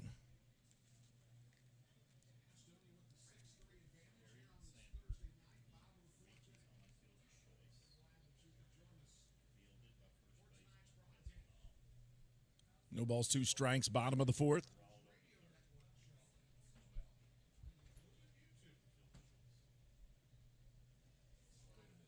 That one in the dirt, 1 ball, 2 strikes. Moises Sierra, it's kind of like Brandon Phillips in the sense he's always having fun out there, as you can see. Look at him. Always having fun. He did a little, like a puddle jump onto first base the other day for the first out when he was at first. And plays baseball with a lot of joy. Had a very good Major League Baseball career as well. And the check swing, did he go? He did. And that is out number 2. Back-to-back strikeouts, and call it 3 straight going back to the bottom of the 3rd inning when he struck out Paredes.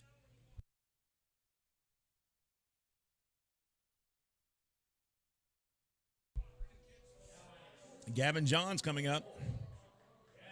Gavin singled to center his first time.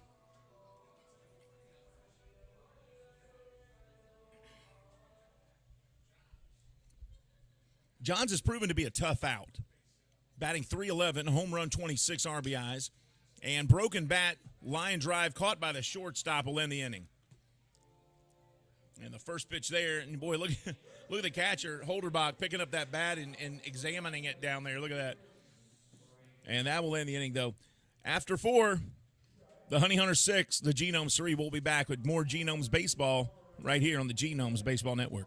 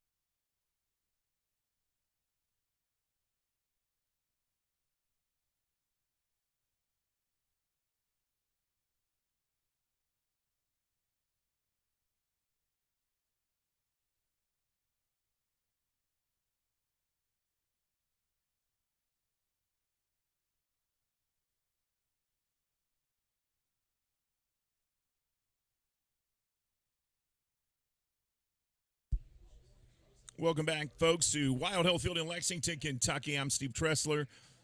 The Honey Hunters lead here 6-3 on the Genomes as we start the top of the fifth inning. Zach Jarrett will lead things off for the Honey Hunters.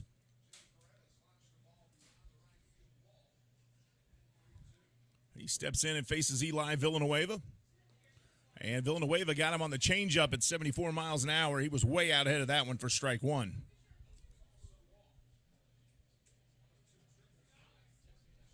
Jarrett tonight started off with a triple to right and then was walked a second time up.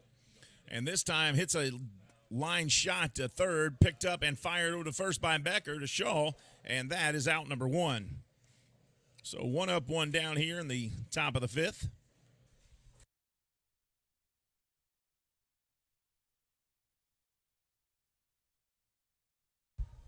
Jake Skoll coming up. He struck out and walked tonight as well.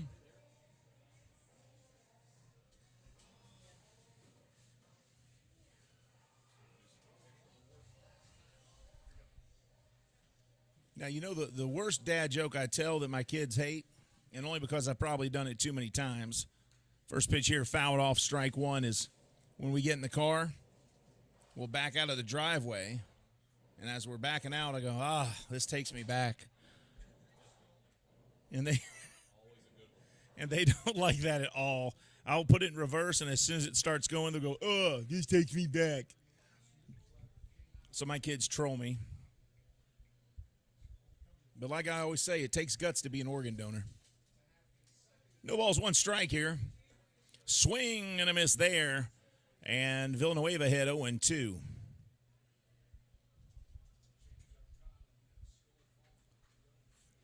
Now, Hugh Davis, you like those particular cookies. What are those called? Sometimes you show up with those. This is Jake Skoll, 0-2 right now to the center fielder. You bring in those cookies. What are those, Intamins? What are they? No, I've seen you bringing them before. Swing and a miss there, and another strikeout for Eli Villanueva. That's 7 on the evening for him. All the other cookies I've got back here, either the chocolate chip or the peanut butter back here. Oh, is that it? Okay.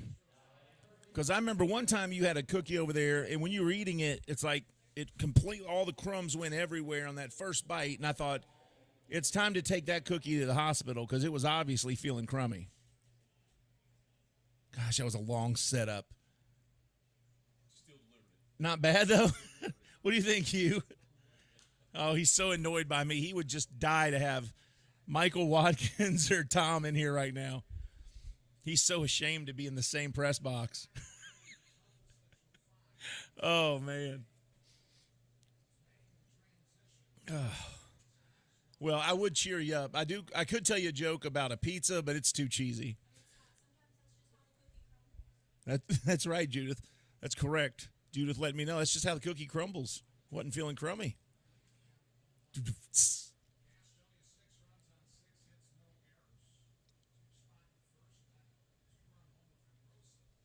One ball, one strike here, 2 outs to Luis Castro. 281 average, 11 homers, 46 RBIs. He fouls that one off as well. 1 ball, 2 strikes now. Castro has struck out, and last time up, he actually hit into a double play, which was a huge double play for the Genomes as the bases were loaded, and that got them out of the inning. There was only 1 out when he did it, and that was a welcome swing from him. Here's the 1-2 from Villanueva, and that one looked good but misses the corner, and it's 2 balls, 2 strikes now.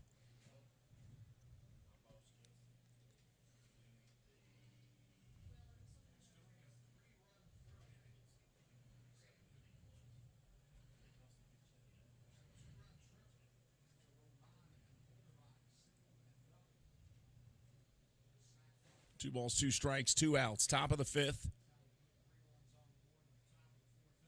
Villanueva kicks, fires, and that's up high. 3-2, full count now. Honey Hunters looking to sweep. This is game 3 of the 3-game series. They won Friday night. They won Tuesday night. They won yesterday afternoon 6-3, which is our score here. Hoping to win tonight and get the sweep. That one fouled out of play as well. 3 balls, 2 strikes. Count stays full.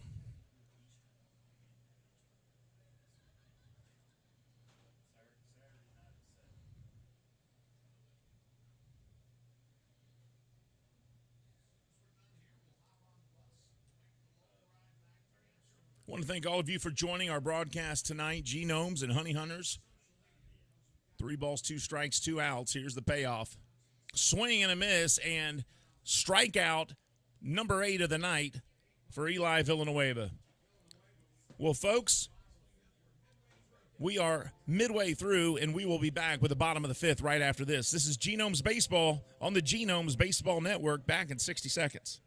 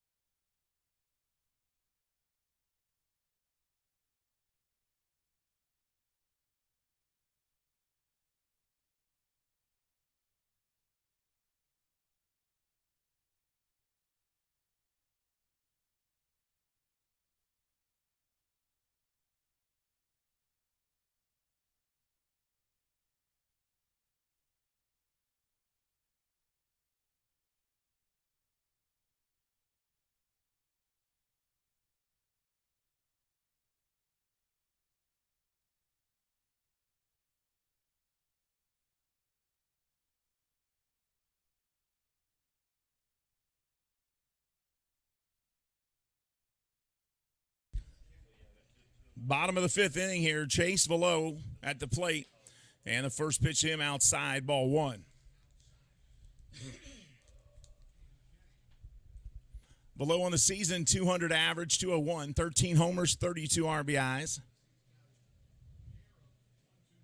Here's the 1-0.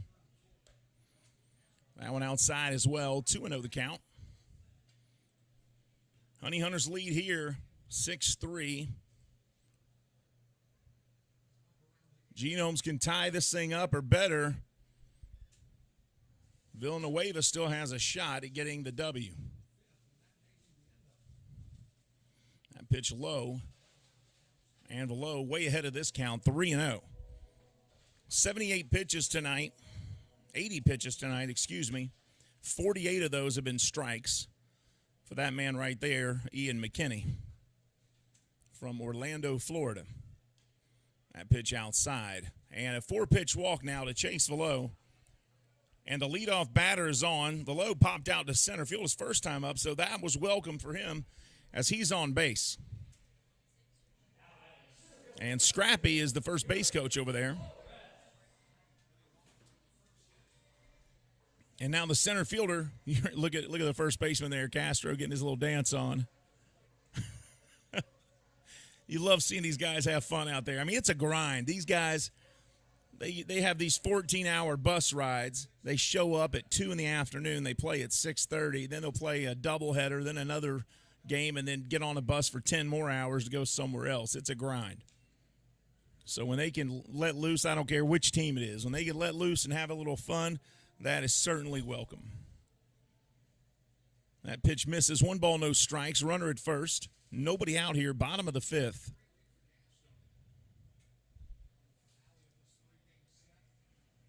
And that pitch outside as well. So 6 straight pitches to start the inning All balls from Ian McKinney. And now there's going to have a conversation there with their pitcher as the pitching coach heads out that way with the catcher. And this is simply how you feeling. Hey, we need to get these guys out. We want to get you the W. Hey, let's get you through this inning so we can give you the win here. You pitch 5 innings and you leave the game with a lead. If the team wins, you win. You get the W. Last thing you want to do is leave the game when it's tied or you're behind.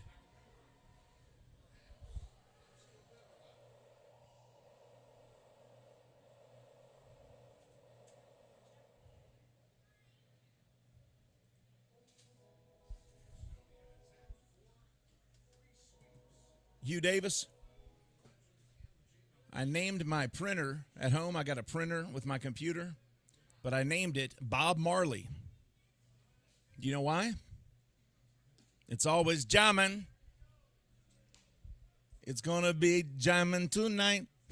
That one was for you, Hugh. 3 balls, no strikes here. Wait a minute, that was a strike there. Yeah, 2 balls, 1 strike. And this one fouled off. 2 balls, 2 strikes now.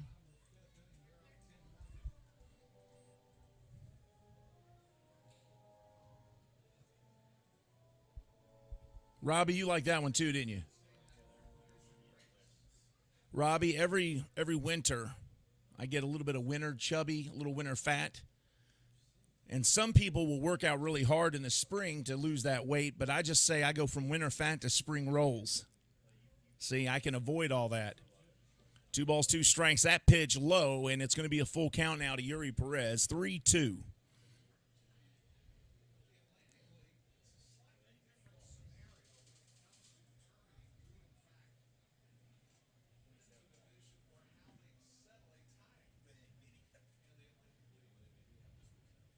And here's the payoff. Perez hits this one foul, and the count will stay full 3-2 with the low at first base.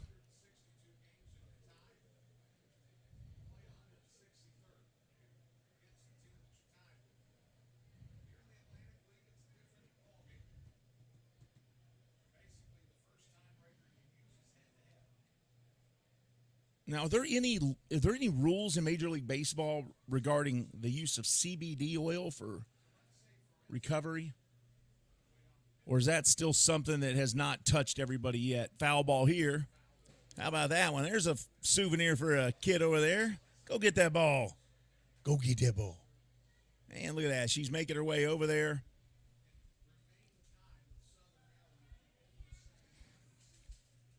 There we go. You got to look for it. There you go.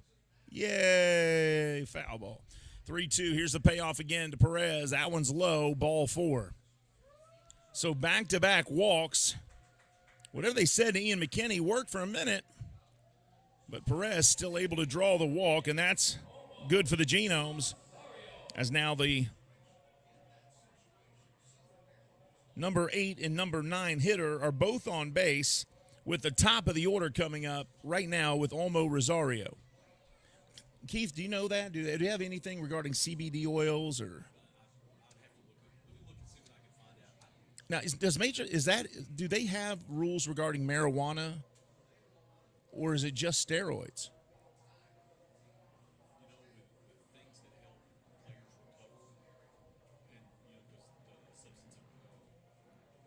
Yeah. I wonder, I had to look that up, see if that's one of the banned substances. Bottom of the 5th, nobody out. Runners at first and second base now. And the first pitch here to Rosario is outside, ball 1. I'm going to look up that banned substances for Major League Baseball. Boy, I'd hate to think of how many substances are on the NCAA's list. I wonder how they feel about the NIL because they've lost a lot of control with that.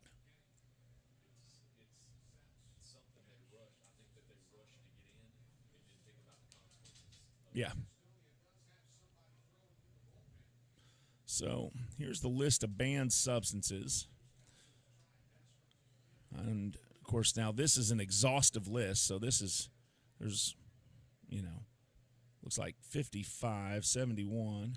This one hit to right field, going back and making the catch out there for out number 1. And the runner will tag up and make his way to third base. Velo to third. Perez stays at first. So the fly ball by Rosario is out number 1, but that moves one of the batters at least. Jarrett makes the catch and left. And that's the second time in as many bats that Rosario has hit a fly ball that's been caught in the outfield. The last one to left field, that one to right. And now Luke Becker, who has hit 2 fly balls for outs, 1 to left, 1 to center, comes up with 2 on and 1 out. But I'm looking over that list here to see if it is on there. That pitch low, but strike 1. I mean, there's a ton of steroids that are banned. Everything is steroid-related banned on here. Anything with O-N-E or B-O-L. Stimulants, anything with an I-N-E. That ball low. 1 ball, 1 strike. Benzphetamine, benzylpiperazine.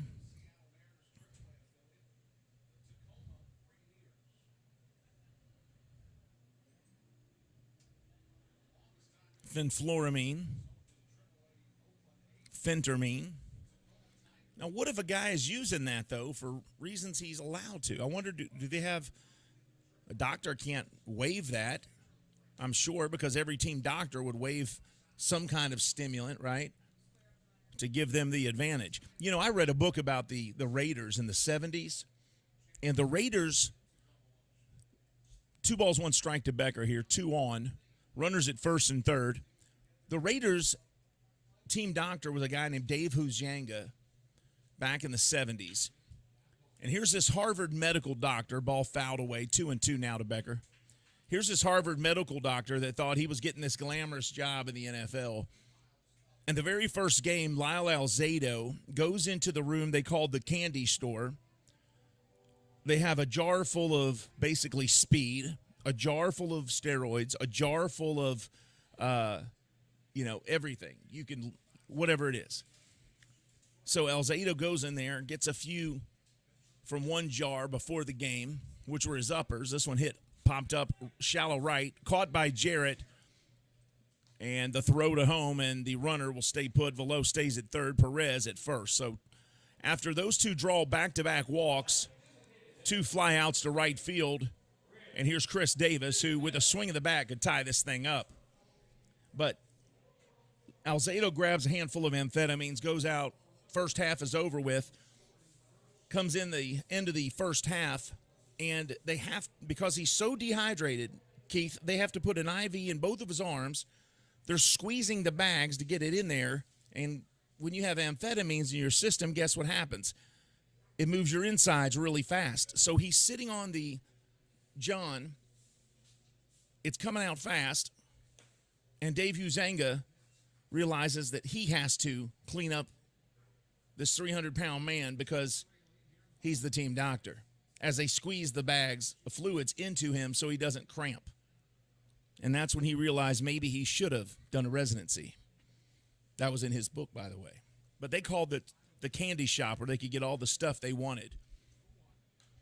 Davis hits this one foul, and quickly, no balls, 2 strikes to Chris Davis. Oh, yeah. And they said that he thought that he got the brain cancer that eventually killed him because of steroids, but now they're thinking it was CTE. Now they're thinking it was all the hits to the head. I remember they did a big rollout in Sports Illustrated when he was dying about it. And Davis hits this one hard to right, but it's not going to be deep enough. And Jarrett's there to make the catch. They leave 2 stranded, and it's 6-3. So after back-to-back walks, 3 straight fly balls to Zach Jarrett ends the inning. We're headed to the 6th. Honey Hunter 6, Genomes 3. We'll be back right after this.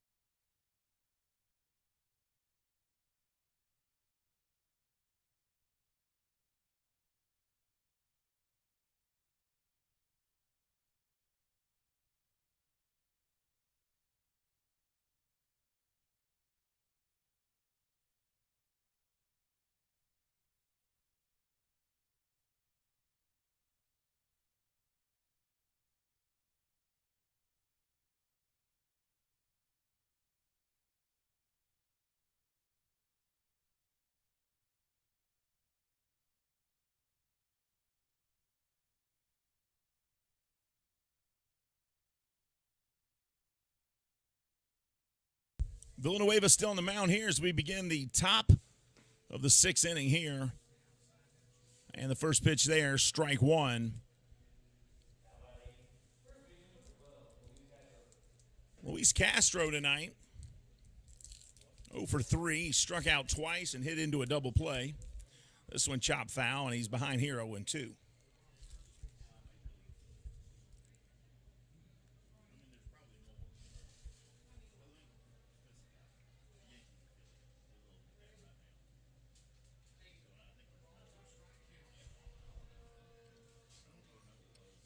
Tomorrow night is youth jersey night. If you come to the game tomorrow night and you bring your kids, they get a free Genomes jersey just for showing up. You can look like Chris Shaw and Eli Villanueva. Here's a 1-2. Popped up, foul.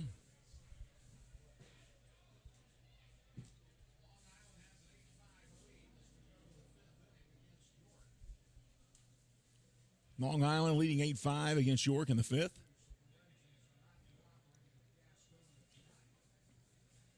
Legends trying to get the win over the Dirty Birds in Charleston tonight. Here's the 2-2 from Villanueva. Swing and a miss, and another strikeout for Eli Villanueva.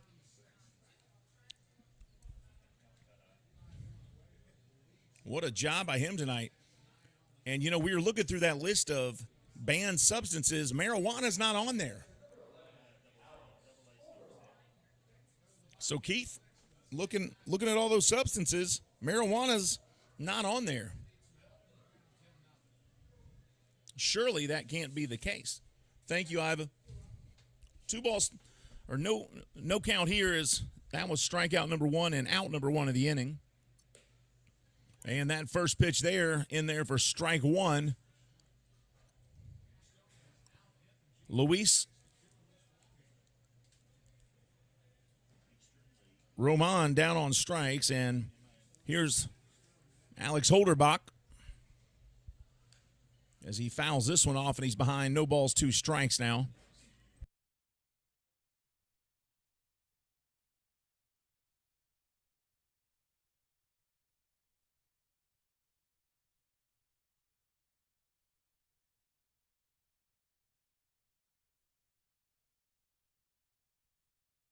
No balls, 2 strikes to Holderbach.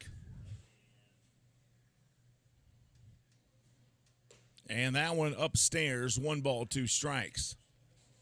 I want to thank all of you for tuning in and watching Genomes Baseball versus the Honey Hunters tonight.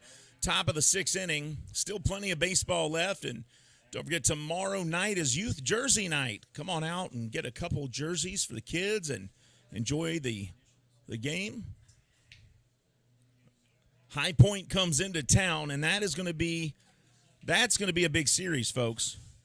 Because if the Genomes can somehow pull off a sweep of High Point, they are either in the lead for the wild card or within a half a game, depending on how High Point does tonight and how the Genomes do tonight.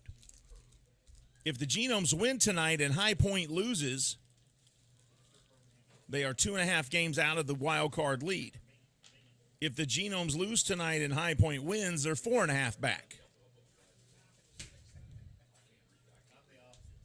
If they both do the same thing, it stays 3.5. That one in the dirt, 2 balls, 2 strikes.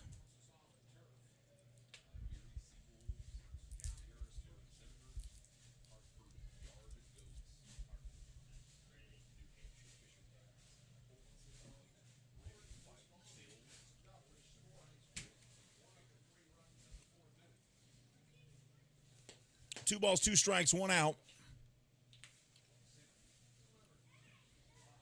And that pitch outside, and now the count full 3-2.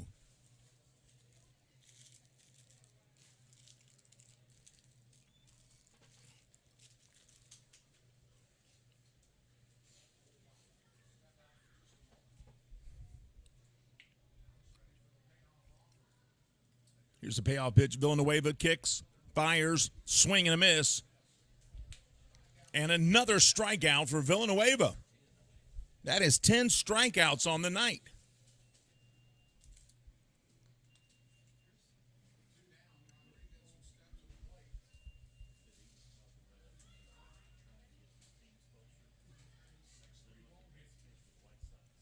And now Herlis Rodriguez, who was popped out twice, will step in with 2 outs.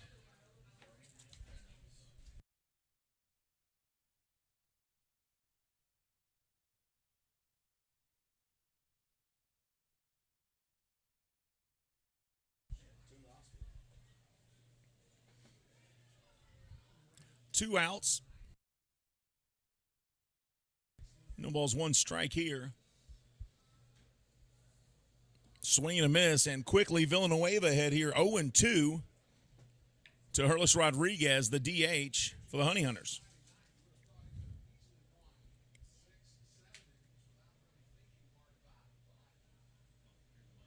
No balls, 2 strikes, 2 outs. Nobody on top of the 6th. Genomes trail by 3 to the division-leading Honey Hunters. Here's the 0-2. And that one close to getting the outside corner, just misses. 1 ball, 2 strikes. I want to thank all of you for tuning in. Don't forget, tomorrow night's going to be a big game. The series over the weekend is huge. The Friday, Saturday, Sunday with the Rockers will determine most likely if the Genomes will have a chance to make the playoffs or not. And this one lined into right field for a base hit, and the first one of the night for Herlis Rodriguez, who's batting .260 on the season with 5 home runs and 24 RBIs. He's now 1 for 3 tonight as he gets his first base hit of the evening. And that brings the top of the order up with Reese Hampton coming in.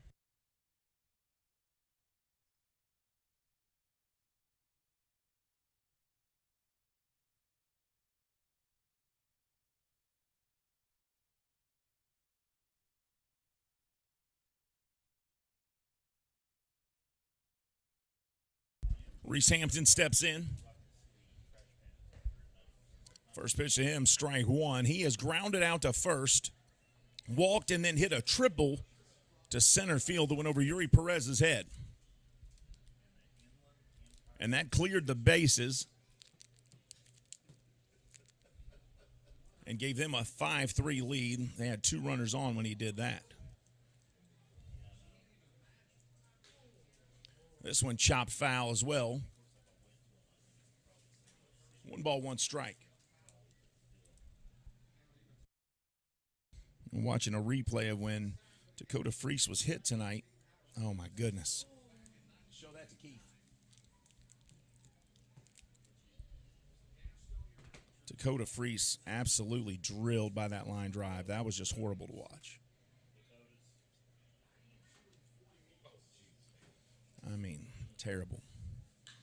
This ball hit to straightaway center. Perez in perfect position this time. He makes the grab, and that ends the inning. We're headed to the bottom of the 6th. It's still Gastonia with a 3-run lead. This is Genomes Baseball on the Genomes Baseball Network.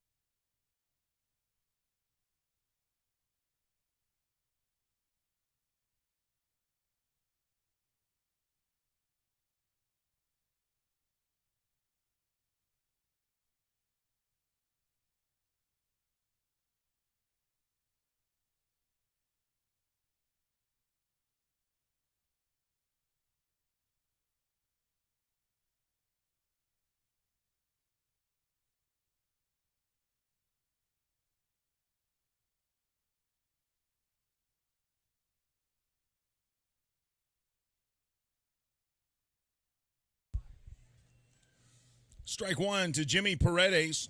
He leads off the bottom of the sixth inning here, facing Euclides Lier from the Dominican Republic, who throws in the 90s with his fastball. That one there, 92 miles an hour. 1-1 strike to Paredes. He's got a 4-3 record this year, 3.12 ERA for Lier. That ball hit straight away center by Paredes, but right there to make the grab for out number one is Skoll. 1 up, 1 down for Lier here in the bottom of the sixth.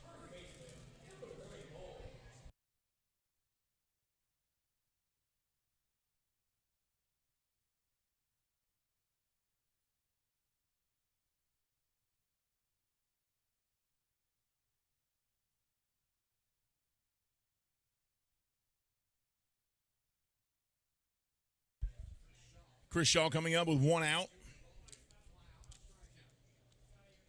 He is popped out and struck out looking. And a swing and a miss here on the first pitch. Strike one. Shaw has batted .265 on the year. 17 homers, 65 RBIs. Started off strong. Hit a dry spell for a while. Went on the road. Had a great road trip. Came back.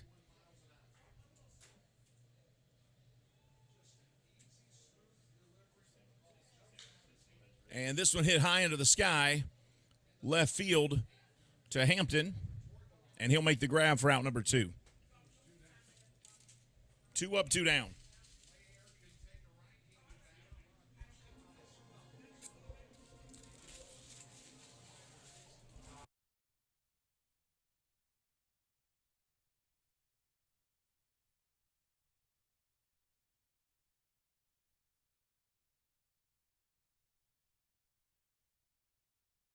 And here's Moises Sierra.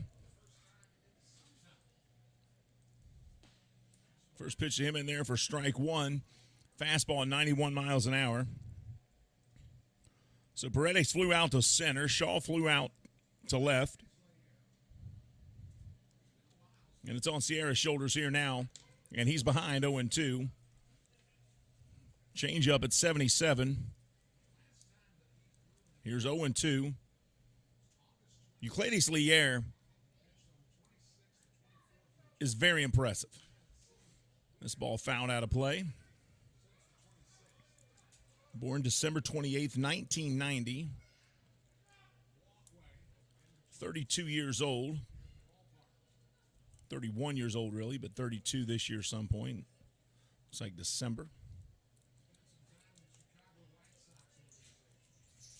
Very, very impressive young pitcher. Here's the 0-2. And the sidearm pitch right down the middle. Strike 3, and that will end the inning. 3 up, 3 down, folks. We are headed to the 7th. 6-3 Gastonia.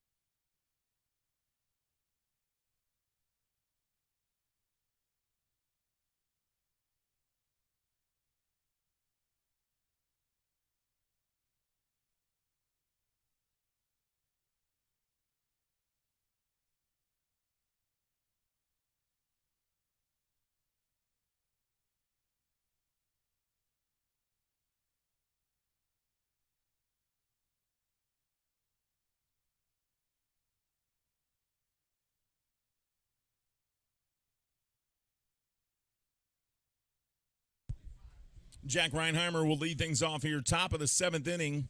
Lexington, Kentucky's Wild Health Field. I'm Steve Tressler. Honey Hunters put 3 on in the 4th, and nobody has scored since. It's 6-3 Honey Hunters. And here's Johendry Herrera on the mound. First pitch to Reinheimer. Hit to right field, going over Paredes in foul territory, not able to come up with it.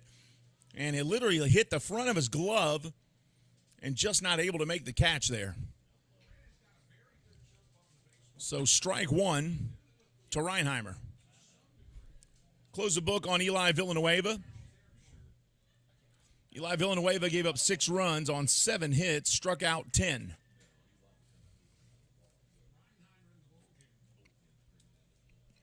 Keith, if you would have told me that Eli Villanueva left the game in the 6th inning after striking out 10, I would think we'd be in better shape than we are. Yeah, struck out 10, walked 4, but they were all in 1 inning, so that made it tough to come back from, especially when they bring them all in. Or at least 2 of the 4 that inning. 1 ball, 1 strike here. There's a good look at Johendry Herrera. Fastballs 91 to 93, that last one. 92. That pitch is outside. 2 balls, 1 strike.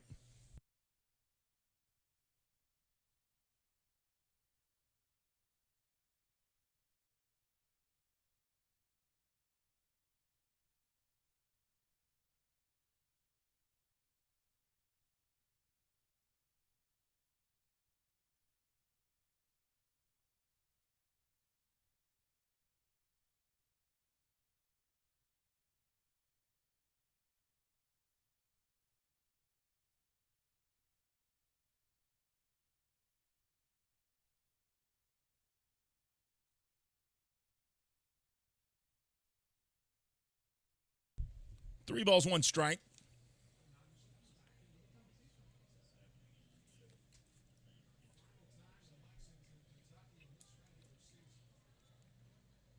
There's a 3-1. That ball hit high into the air, sailing towards the foul line and into the stands. Chris Shaw with an attempt to get there.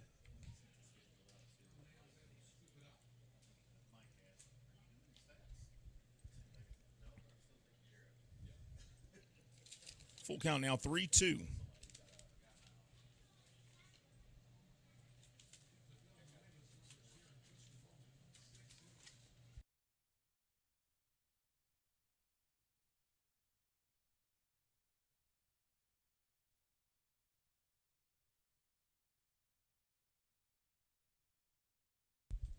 Full count here. Herrera kicks and fires, and it's low, ball 4. So Reinheimer, after being behind 0-2, able to find his way to first base on balls. 1 on, nobody out here.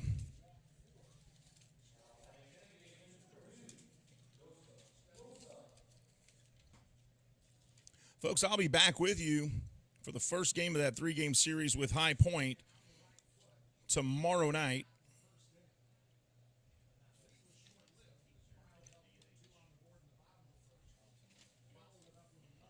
Runner on first, nobody out. That pitch there, runner goes down to second, and he's in with plenty of room as the throw gets there. A little tardy, so stolen base for him. And now nobody out, runner at second. As the Honey Hunters do not let up off the gas. When they get ahead, the base stealing continues for the Honey Hunters.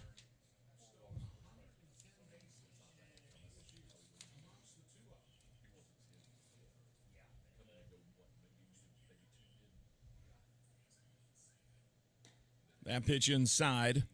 1 ball, 1 strike. High Point comes in for that 3-game series beginning tomorrow night. But tonight, the Legends on the road in Charleston. Our thoughts are with Dakota Freese, who was taken to the hospital, and hopefully he'll be okay after taking a line drive right to the face. That's scary stuff. Here's the 1-1. That pitch in there, strike two.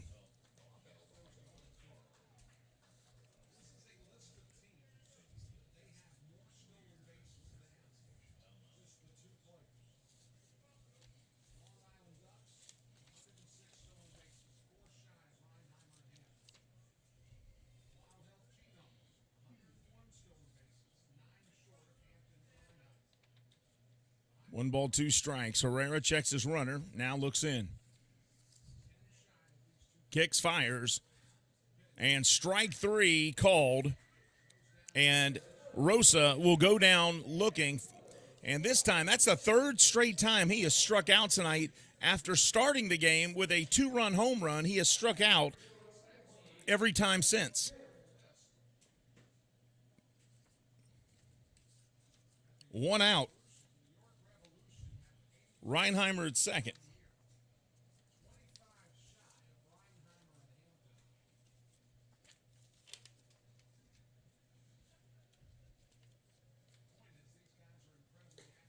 That pitch there is going to be high. Fastball, ball one. That pitch 92 miles an hour. Hopefully tomorrow night I'll be joined by Ashley Grigsby on the broadcast. She is actually watching the Legends game in Charleston, West Virginia.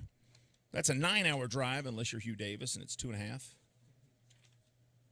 me, it'd be a 12. We're kidding. It's a 2.5-hour drive to Charleston, folks.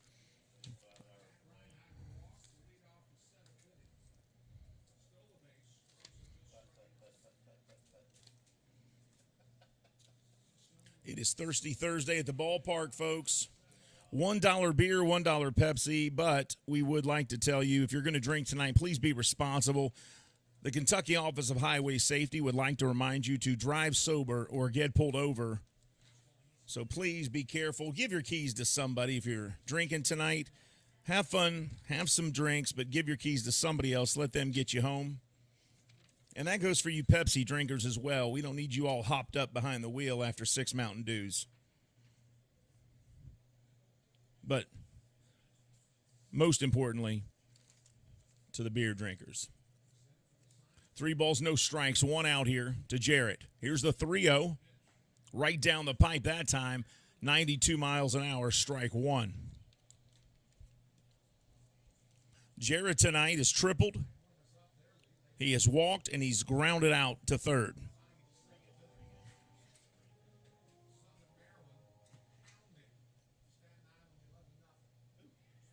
Southern Maryland 11-0 over Staten Island at the moment.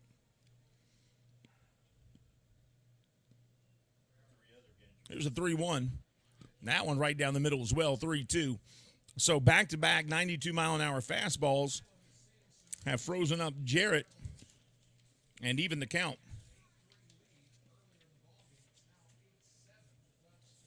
Saturday night, you might be joined by the Beyond the Ball podcast. That crew will come back and do another Saturday night game and make it fun and interesting for you,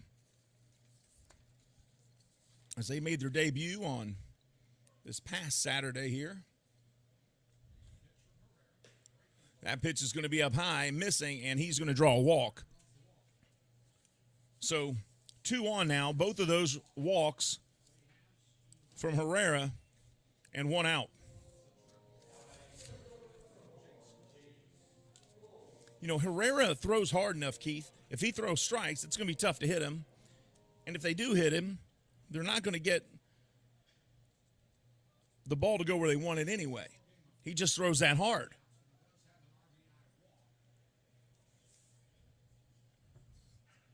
That was the 51st stolen base of the year for Jack Reinheimer. Him and Hampton have combined for over 100 stolen bases, which is more than most teams have, to give you an idea of how many stolen bases the Honey Hunters have.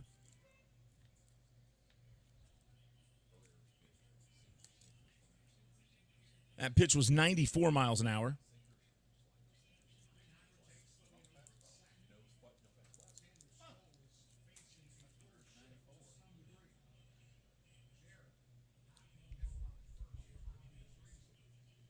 Here's the 0-1. That one up high. 1 ball, 1 strike now. Jake Skoll, 260 batting average, 21 home runs, 51 RBIs.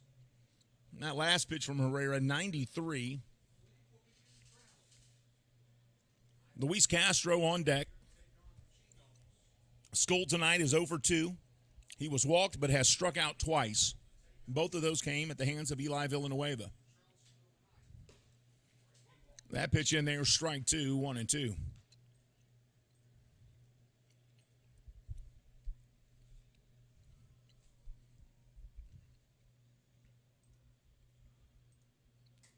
Two on, 1 out. Top of the 7th, Genomes trail by 3.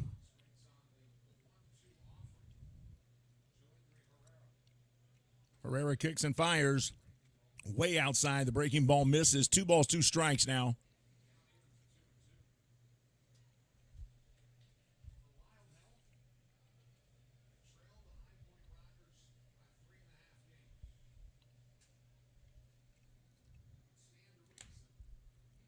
Two balls, 2 strikes, 1 out. Herrera, give us a strike, big man. Let's get this out here.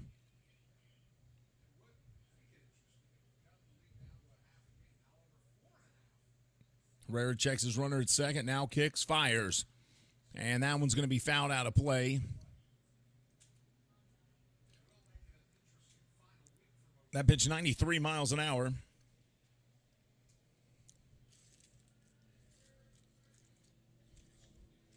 We could not have picked better weather tonight, folks. When I tell you it's been beautiful tonight, I mean, there is the slightest of breezes blowing in to the press box. 75 degrees. This one hit high under the sky. It's going to stay in the infield and playable, looks like, for the catcher, Chase Velo. Oh, and he missed it. He missed it in the lights. Now, I will tell you this, folks. I do not blame him because these lights are incredibly tough to look into. These are LED lights, and they blind you like no others. You know when you drive down the road and somebody's got their lights on and it's normal and they go by and you don't think much of it, and the next person comes and you swear those are brights? They're not. They're LED lights. And they blind you. And it makes it impossible to look up into those and find the baseball. So Chase Velo gave a good effort, I promise. It's just impossible to get your vision to recover fast enough to make plays looking into the LED lights. Had that ball been fair, it would have been an out. Because if it would have dropped in fair territory, that's an infield fly, and that's an out. Count full as that pitch misses, though. 3-2 now, 1 out.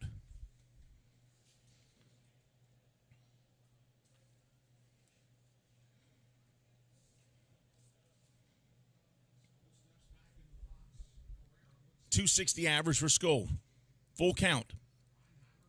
We're either going to have out number 2 or bases loaded on a third walk of the inning. And that one is popped up into the sky, foul. And we'll do a payoff pitch one more time.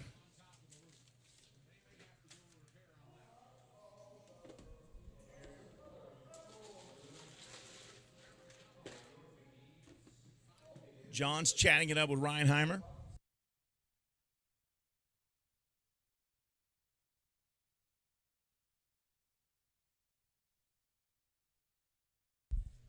Three balls, 2 strikes, 1 out.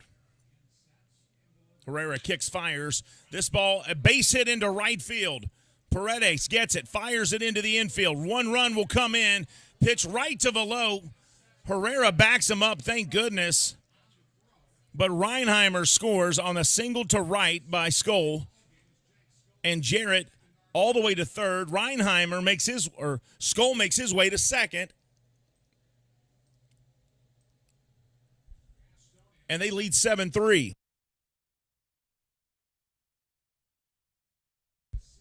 So runners on second and third now as Reinheimer gets a single, but on the throw to home plate, he makes his way to second. So now runners at second and third, 1 out, and a 7-3 Honey Hunter lead. These guys are so consistent. It is hard to play a team that is as aggressive as they are on the base paths. They have solid pitching and solid hitting. They are a tough ball club. That one inside, and that wasn't deliberate because that pitch inside missed, and it was a changeup. If he's going to hit somebody, he's going to throw a fastball. 1 ball, no strikes. My goodness. The Honey Hunters are going to be tough in the playoffs. I don't care who they play. Whoever they play is going to have their work cut out for them. Hello, Blair Hathaway. Thanks for joining us tonight. And that pitch, same pitch it looks like this time. It broke inside a little more, but missing. 2 balls, no strikes.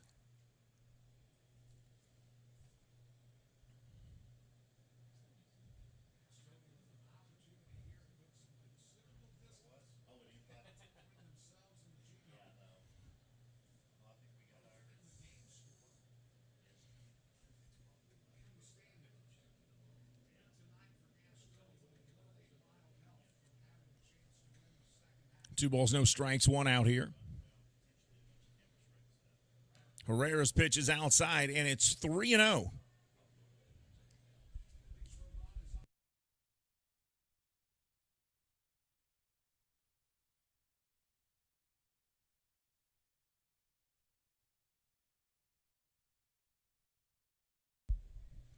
Three balls, no strikes, 1 out here. Top of the 7th. Genomes trail by 4, 7-3 to the division leading Gastonia Honey Hunters. That pitch upstairs, and a 4-pitch walk loads the bases.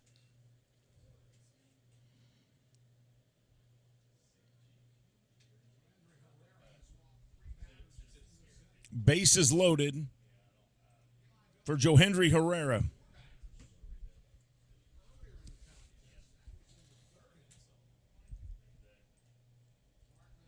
And now Mark Makazi's had enough. He's calling for another pitcher. We'll take a break with him, folks. This is Genomes Baseball on the Genomes Baseball Network. Be right back, everybody.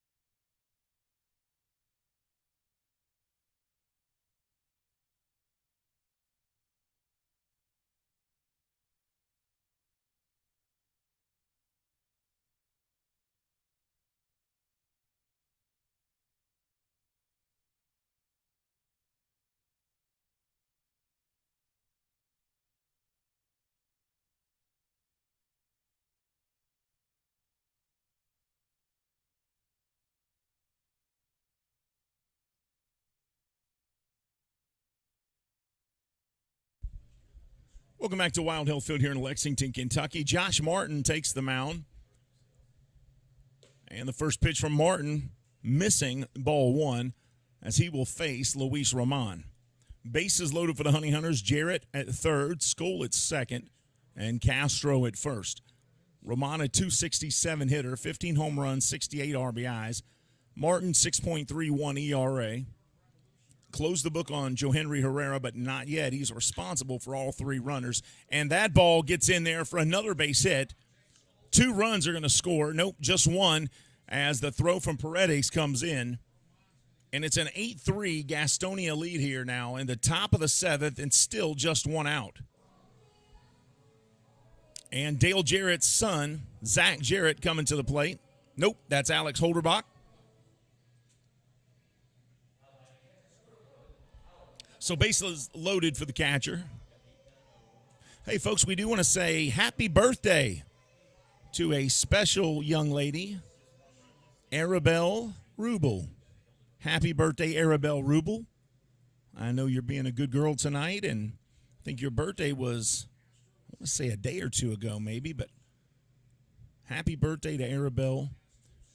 Please be good for your mom and dad, and be nice to your brothers. But happy birthday to you, young lady. Keep up the good work. So that pitch fouled out of play by Holderbach. No balls, 1 strike. Bases loaded for the Honey Hunters here, as they've already put 2 on the board and trying to put up more. Josh Martin for the Genomes trying to prevent just that very thing. Here's the 0-1. Swing and a miss, 0-2 now. He's ahead of Alex Holderbach here, 2 strikes. 1 out, 0-2. Hey, thank you. And Whitney came up here bearing gifts, which is always welcome. No balls, 2 strikes, 1 out here. 8-3 Gastonia on the Wild Health Genomes. And here's the 0-2. That pitch outside. 1-2 the count.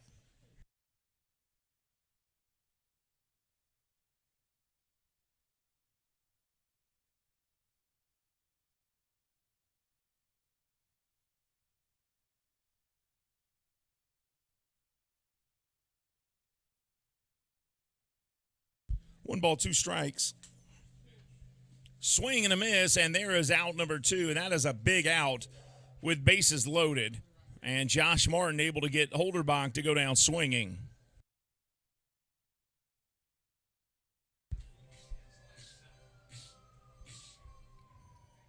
That's the 3rd time tonight that Holderbach has actually struck out.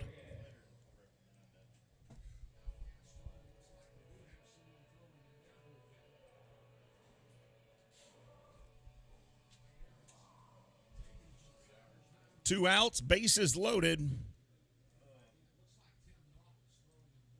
Herlis Rodriguez at the plate. He's the number 9 hitter in the order.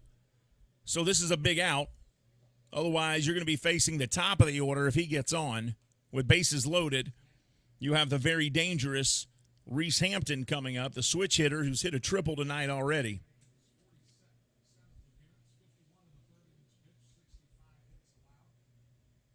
One ball, no strikes, 2 outs. This one, a chopper to second, picked up, fired to second. They get the force out on Roman, and that will end the inning. But they're able to put 2 runs up and extend that 6-3 lead to 8-3. It's time for the 7th inning stretch. Do it at home with us, folks. This is Genomes Baseball on the Genomes Baseball Network. We'll be back with 2.5 more innings in the books to go.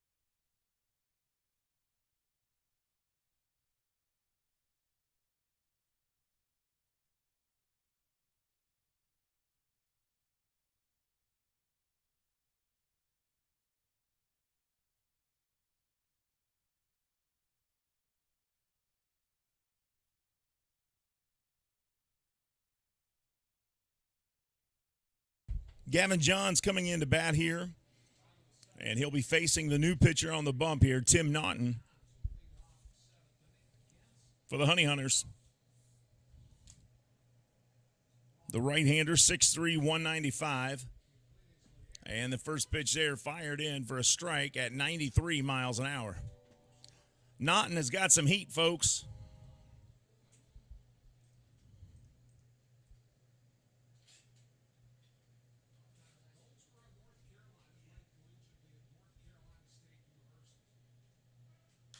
And this one hit hard but foul, and it's going to be no balls, 2 strikes here to Gavin Johns.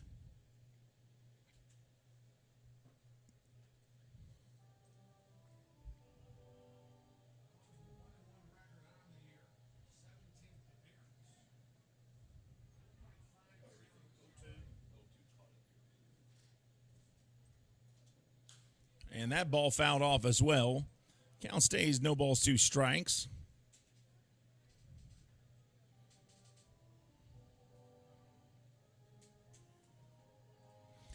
So, Hugh Davis, I finally decided to figure out something that I've been working on all my life. I ordered an egg and a chicken from Amazon, so I will let you know which comes first. And finally, we'll have the answer. Was that terrible? Swinging a miss there from Johns, and that's out number 1 as Naughton got him on the changeup, 85 miles an hour. Johns goes down, and that is out number 1 here in the bottom of the 7th. Chase Velo coming up. He has popped out to center and walked.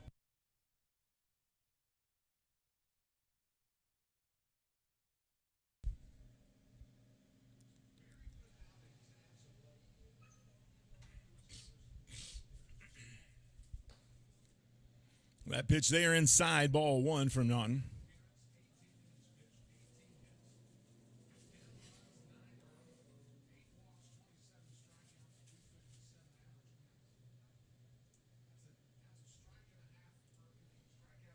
This guy throws awful hard. Look at that one. Woo. That had some gas on it, too. 93 miles an hour. 2 balls, no strikes. Tim Naughton played his college ball for North Carolina. He was a Tar Heel. Was picked by the Orioles in the 34th round of the 2017 Major League Baseball draft. Swing and a miss there. 2 balls, 1 strike.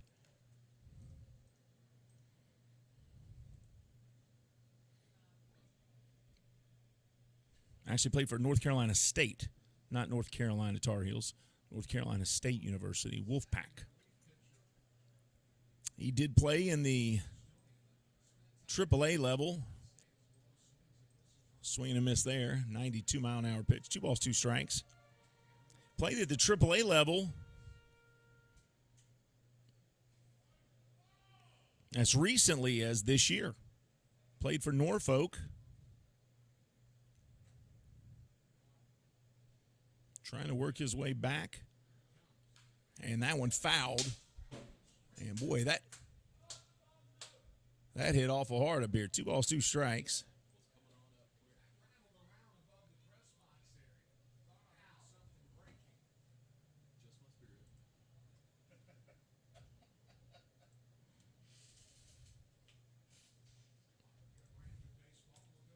Two balls, 2 strikes, 1 out. And that one right back to Naughton. And he'll underhand it to first, and that's out number 2 here in the bottom of the 7th. So 2 up, 2 down so far for the Honey Hunter reliever.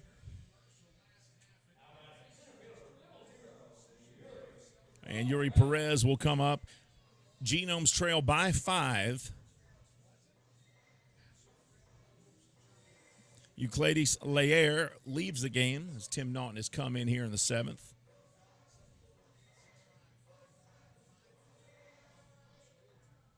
Hampton, Skoll, and Jarrett in the outfield, left to right. Infield, Ramon at 3rd. Reinheimer, the shortstop. Rosa at 2nd. Castro at 1st. That pitch inside, ball 1. And, of course, Holderbach, the catcher, as he faces Yuri Perez here with 2 outs.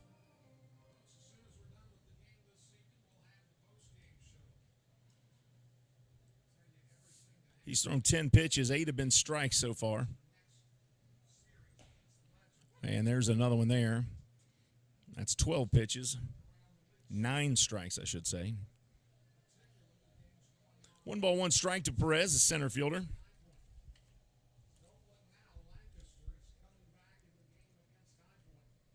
Perez is grounded out to short, and he walked his last time up. And check swing there. Did he go? No, sir, he didn't. 2 balls, 1 strike. What a big series it is coming up this weekend. Gastonia leaves, and High Point comes into town.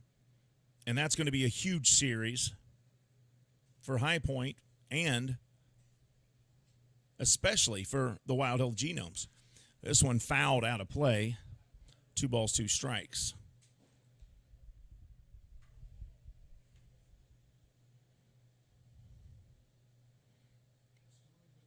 A check on that High Point score right now, actually, to see how they are doing.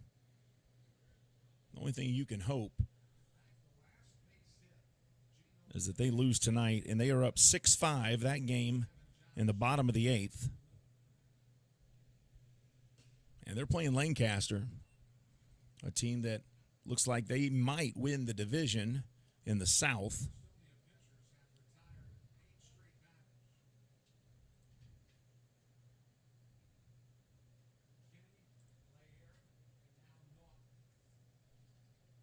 Excuse me, in the North, not the South. And swing and a miss there, and that will end the inning. We're headed to the 8th inning, folks. Genomes trailing by 5. This is Genomes Baseball on the Genomes Baseball Network.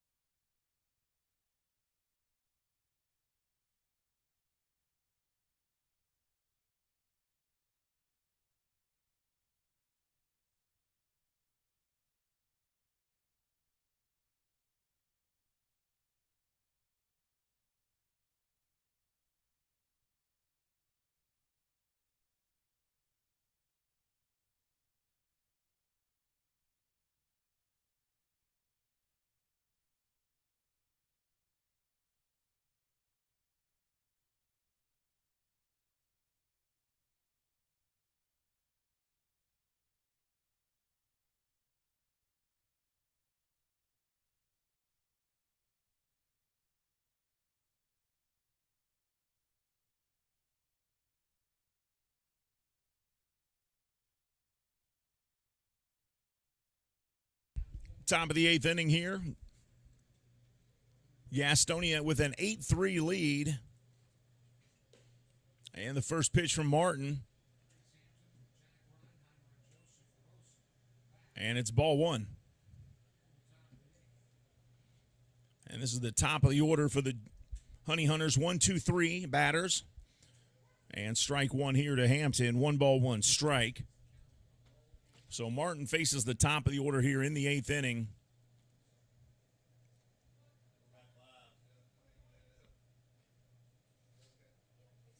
And this one hit hard to left field, but not much distance going over. And Moises Sierra makes the grab, and that's out number 1. So how it shakes out is this. If High Point wins tonight against Lancaster, and they are up 1 run in the 8th, and the Honey Hunters win here as well, and the Genomes lose, that gives High Point a 4.5 game lead in the wild card race over the Genomes. And if they lead by 4.5 games, they come into town. The Genomes, best case scenario, starting tomorrow, if they are back 4.5 games, if they sweep the Rockers, they can be within a game and a half. They'll be back 1.5 games from the Rockers in that wild card race. That pitch is a strike, 1-1. And at that point, they'll only have 6 games left.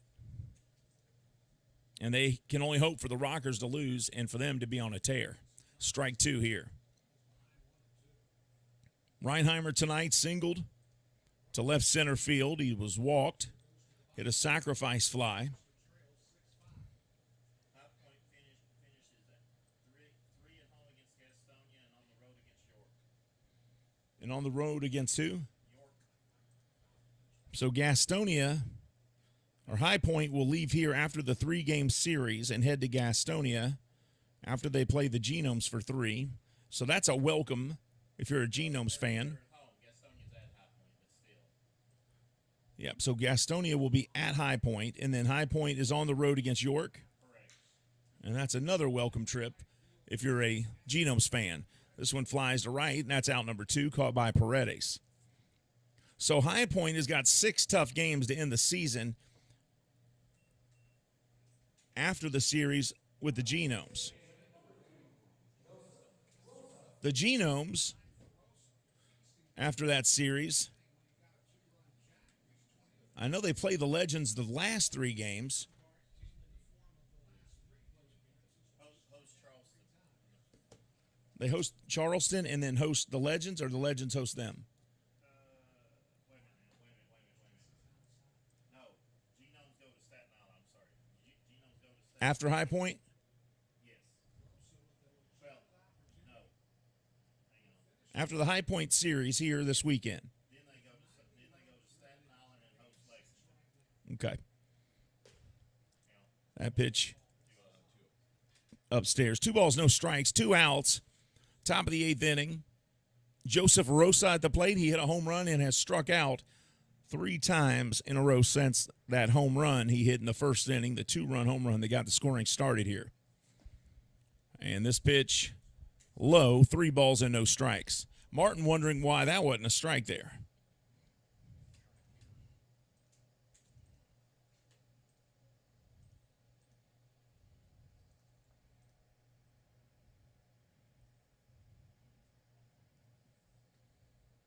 Here's the 3-0. Right down the pipe, strike 1 that time. 89-mile-an-hour pitch. So after tonight, High Point has 9 games left this season. 3 versus the Genomes here. Then they'll host Gastonia for 3. And then they go on the road for 3 to York. The Genomes have 9 games left, beginning with a 3-game series versus High Point this weekend. They travel to Staten Island for 3, and then they close the season hosting the Legends here for the last 3. And this ball ripped into right field. Paredes grabs it off of 1 hop, and a single for Rosa. So he is 2 for 5 tonight with a home run and a single to right.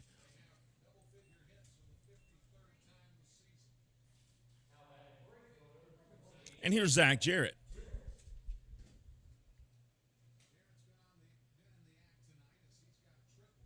So basically, the Genomes have a 3-game series with High Point where they can make up 3 games and then 6 games for both teams left. And the Genomes in those last 6 games have to be 2 games ahead of High Point. So if High Point wins 3 games, the Genomes have no shot. In the last 6 games, assuming The Genomes are within a game and a half. You got to remember that last 3-game series is actually a 4-game series. So we got a doubleheader on that final Saturday. The Genomes? Yes. What day is that? That's Saturday the 17th. So Saturday the 17th is a doubleheader? Yes. And the final game of the season is Sunday. Yes. All right. Regular season. I'm not putting money on any of this. I don't recommend you all do either. 8-3 lead for Gastonia. Runner at first, 2 outs. Runners at first and third, after the stolen base.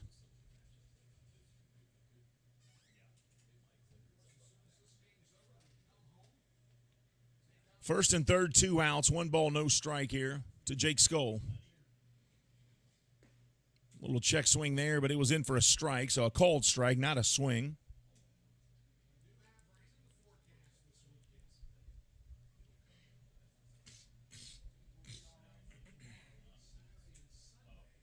One ball, 1 strike here to Jake Skoll.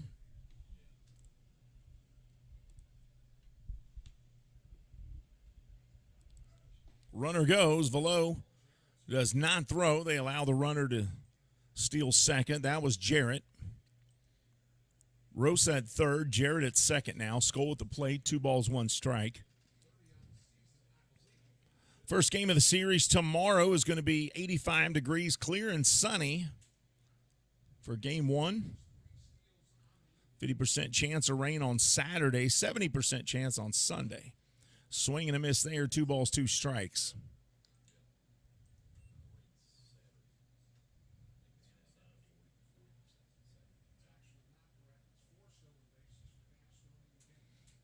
And Monday off, and then clear skies for 5 straight days here in Lexington, Tuesday through Saturday. So should be good as we wrap up the season. Next week is the last season of baseball here in Lexington, unless somebody makes the playoffs. That ball misses. 3 balls, 2 strikes now to Skoll. This will be the first time in 4 seasons, make it 5 if you count 2020 when there was no playoffs, but the first time in 4 active seasons that there would be no postseason ball here in Lexington. And that pitch misses, and it loads the bases.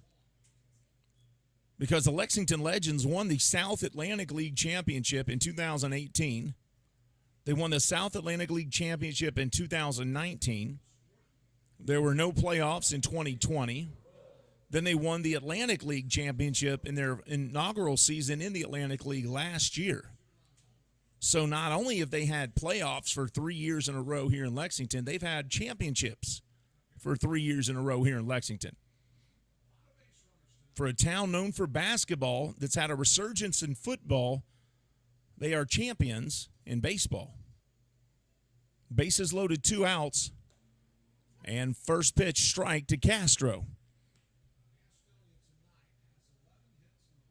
Castro tonight, 0 for 3.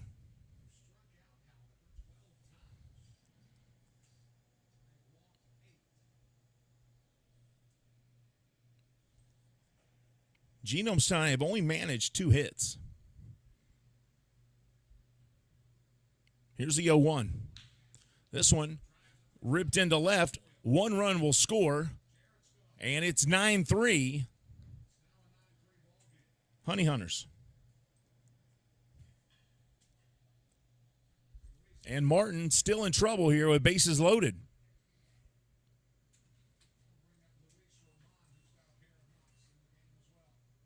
These guys are tough outs, aren't they, Keith? I mean, Hugh, every one of these guys can hit. I mean, these guys are tough outs. Bases loaded, and here's Luis Roman. Rosa at third, Jarrett at second, Skoll at first. And that pitch is outside, ball 1.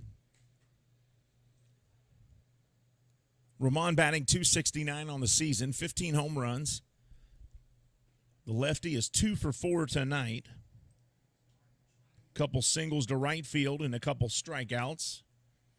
His 5th trip to the plate. And this one, a chopper down the first base side into the stands. 1-1 strike. You know, even when the stands clear out, there's not many fans here, somebody always manages to go get the balls, don't they?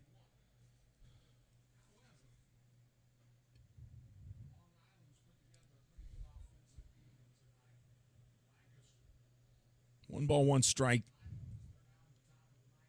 Martin from the stretch fires outside, 2-1. I mean, at this point, I throw something that'll hit so we can make a play. You know? You want to. That's what you got fielders for, right? You got 7 guys behind you. I say let them hit it and see what happens here. 2 balls, 1 strike. But it's easy, right? I'm up here. They're down there. And that one fouled off. 2 balls, 2 strikes. Martin working his way back into the count here, trying to get out of this inning with bases loaded jam.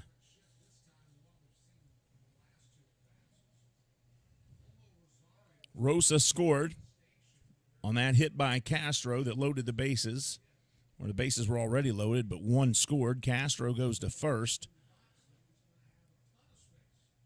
Jarrett's at third. Scholes at second. And now 2 balls, 2 strikes to Ramon.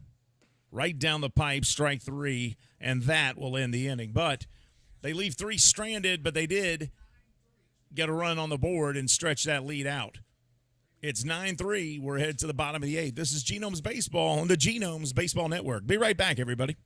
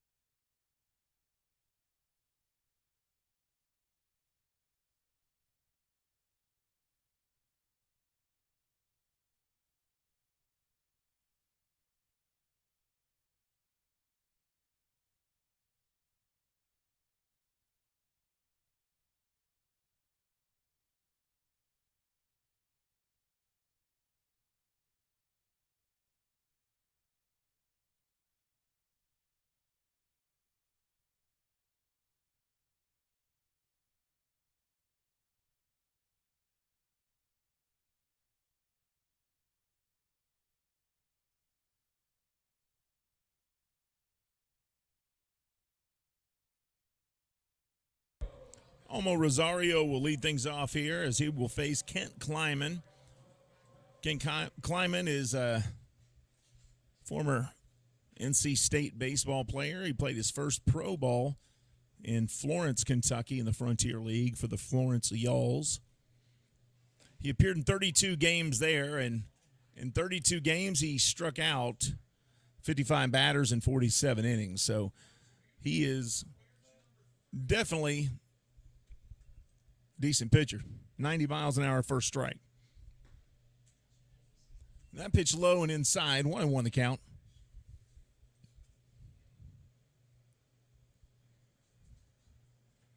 Rosario tonight, 0 for 2. He was walked and then flew out twice. And rips this one to short. Tough handling the ball, and was able to get it and throw it to first.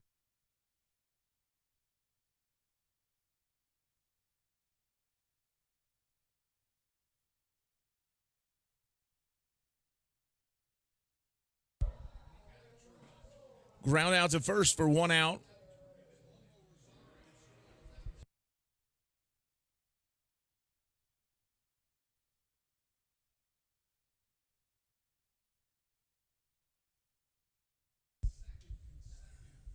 One out here.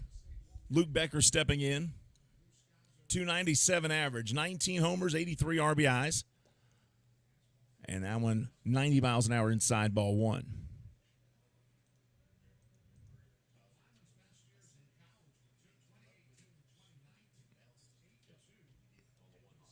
Becker is due. And there it is right there. He lines one up into center field for a base hit. And he was due to hit the ball hard tonight. He had flown out twice, and that's very un-Becker-like. As he gives a little fist bump to Scrappy there, as you could tell that one shocked his hands quite a bit. He's shaking it off over there. And with 1 out, Chris Davis comes to the plate.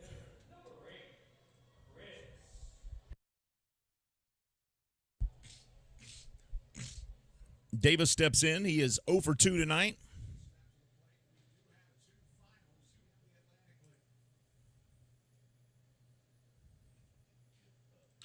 And Davis crushes this one to left. And now runners at first and second with 1 out.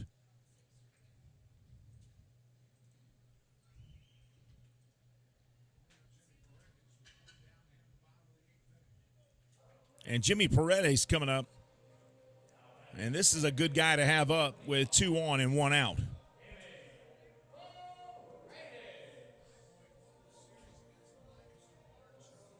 This is the 4th trip to the plate for Paredes tonight. He is 1 for 3.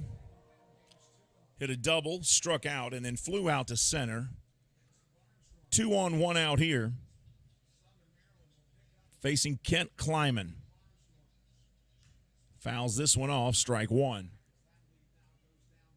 That change up at 82.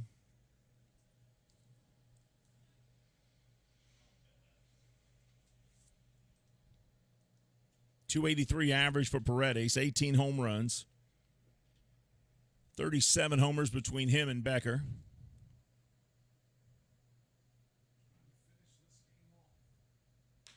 And he hits this one, a chopper, picked up at third, a tag, and a throw to first. Did he get the 2 outs? He did, and that ends the inning. What a play by the third baseman there, Roman, as he grabs the ball, tags Becker, and throws out Paredes at first, and that ends the inning. We're headed to the 9th. The Honey Hunters 9, the Genomes 3. This is Genomes Baseball on the Genomes Baseball Network.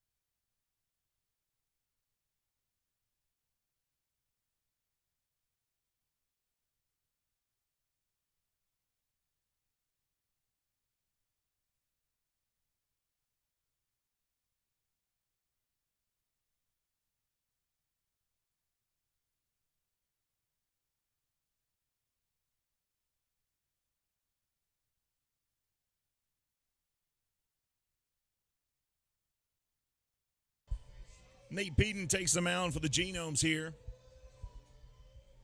Ninth inning. Alex Holderbach, the catcher, up to bat. Peden with a 4-4 record on the year. And the first pitch there inside, ball one. Peden with a 5.89 ERA. Holderbach batting .256, 3 home runs. And that pitch fouled back. 1 ball, 1 strike. Genomes trying to avoid being swept by the Honey Hunters, but it's not looking good here as they're down to their final 3 outs, trailing by 6 runs.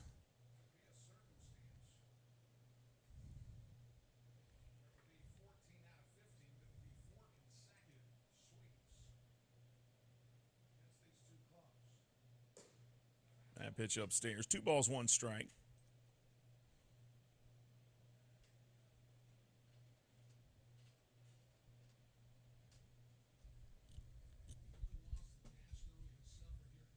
It was a busy night for quite a while, but it is a school night and a work night, and it is 9:50, almost 10 p.m. here. So all the kids have left with mommy and daddy, and, well, some people are sticking around, but a lot of people have left because they have to get up and go to work.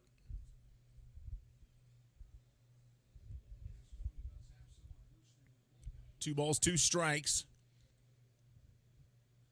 Gastonia's got a couple people warming up down in the bullpen to close things out for them.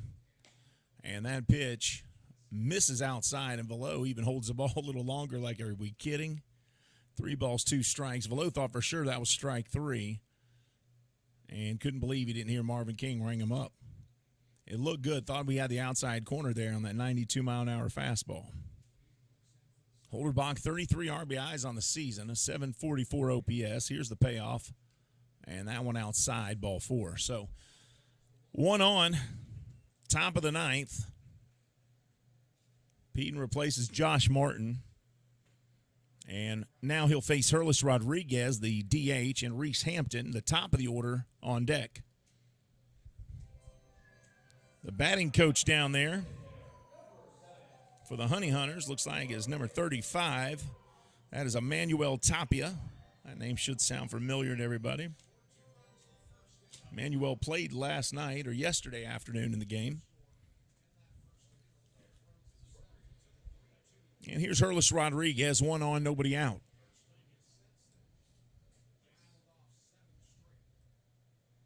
And the first pitch to him from Peden is inside, ball 1.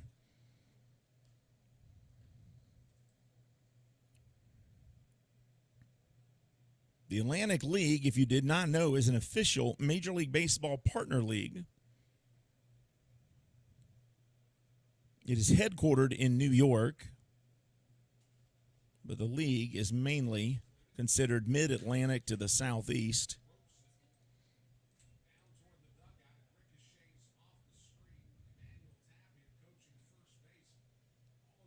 The team with the most championships in the Atlantic League is no longer a team.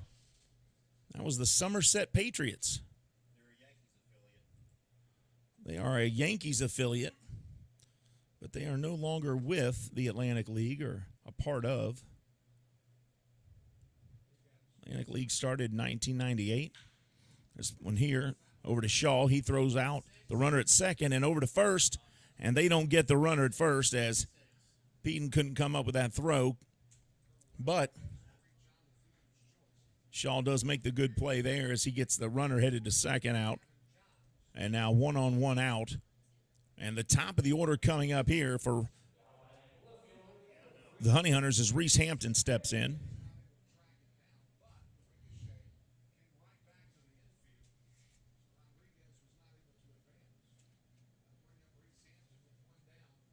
Yeah, Atlantic League's headquarters now, though, is located at the stadium in Lancaster. The Barnstormer Stadium. I believe that's called Clipper Magazine Stadium. Does that sound right?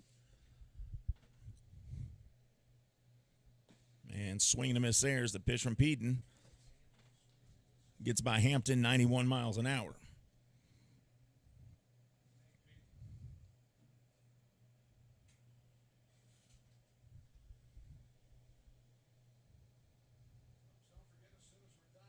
There's some big names, though, that have played in this league, the Atlantic League.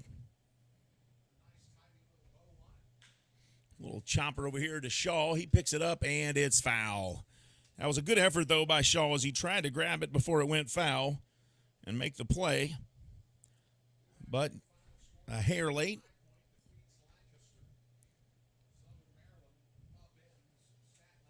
High Point won their game. And if the Genomes end up losing this one, they are 4.5 back in the wild card race with High Point coming into town.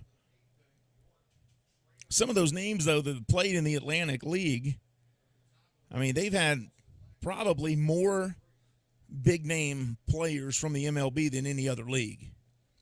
That pitch there inside, ball one. Jose Canseco has played in the Atlantic League. Roger Clemens. Dontrell Willis has been in this league. Juan Gonzalez. Gary Carter actually managed. Ricky Henderson has been in the league. Tim Raines. Swing and a miss there, and that is out number 2. Big out for Peden. They got a lot of the former players and managers. Big name, like Wally Backman is still a manager in this league. The New York Met great. Wally Backman, part of that 86 Mets team. 86 Mets. That was a good team. Frank Viola, the pitcher, he still is a pitching coach. Tommy John, Sparky Lyle, Bud Harrelson. All part of the Atlantic League at some point. First pitch here to Reinheimer, fouled, strike one with 2 outs. Samir Duenas takes off after that one. Out of the dugout even. How about that for effort? Juan Gonzalez, Scott Kazmer, Rich Hill, Chin Ming Wang, Steve Lombardozzi. I want to make sure I got his name right. Matt Latos. A lot of big names. Brandon Phillips. How about that? This one hit hard to right. Paredes racing that way, and it's going to be foul. And it's no balls, 2 strikes now. 1 on, 2 outs, and Peden ahead in the count, 0-2.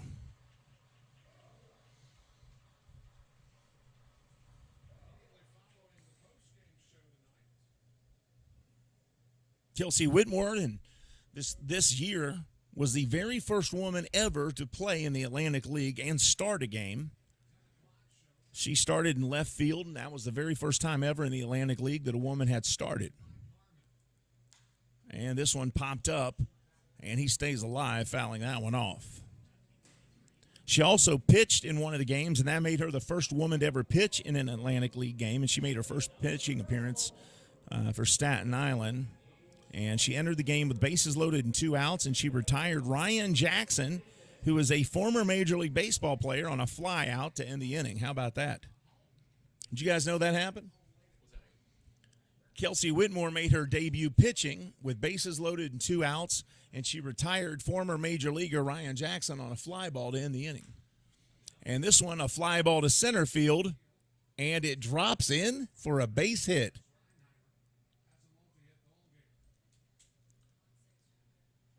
I am shocked by that. I thought that was a catchable ball. 2 on, 2 outs. So Kelsey Whitmore also got her first hit the other night. How about that? So now she's got records all over the place. She's all over the Atlantic League record book. First woman for everything. 2 on, 2 outs.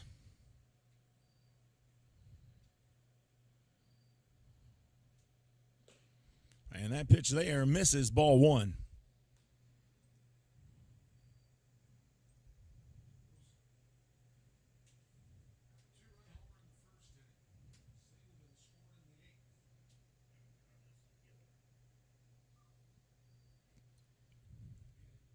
Here's the 1-0. And the check swing say they went around 1-1. You know, on the website here, it says that mound visits are banned except for pitching changes or medical issues. Yeah.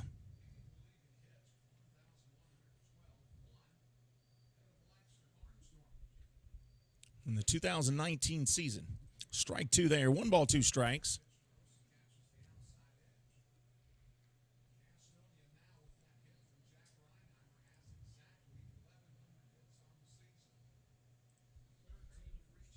One ball, 2 strikes, 2 outs here. 2 on. Top of the ninth. There's a good looking Nate Peden looking in for the sign. He sees what he wants. Facing Rosa, he kicks and fires and swing and a miss, and that ends the inning. Folks, we're headed to the bottom of the ninth. Honey Hunters by 6. We'll be back right after this.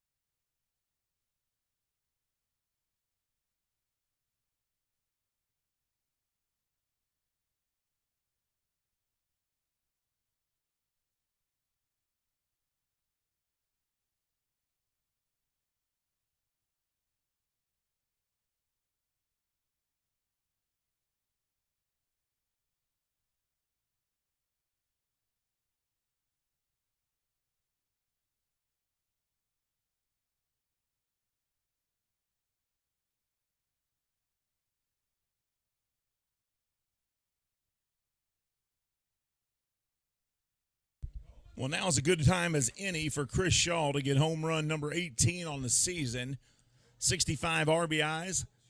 First baseman batting .264 on the year. And the first pitch, 92 miles an hour inside, ball one.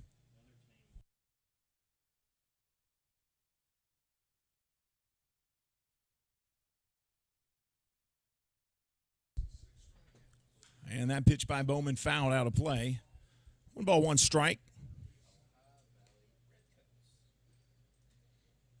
You can close the book on Kent Kleiman. There's a good look at Bowman there. Got a strong hair game going.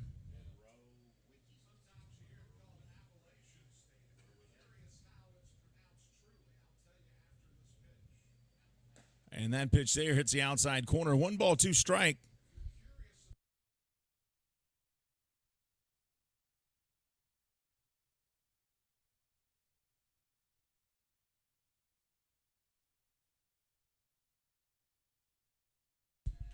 1 ball, 2 strikes here. And this one ripped by Shaw, and he was due. Good to see that. That gets into the corner. Shaw turns, heads for second. Throw comes, but not in time.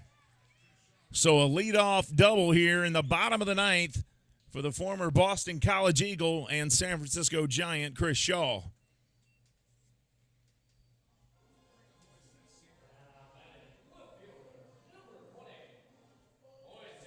Moises Sierra steps in after the double to right by Shaw. They need to get those bats warmed up if they want to play the end of this game strong. And welcome High Point in for 3.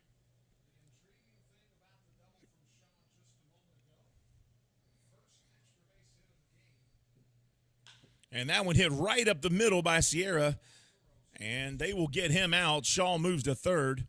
That was only the 5th hit of the game for the Genomes and the first extra base hit, as before that they had 4 singles.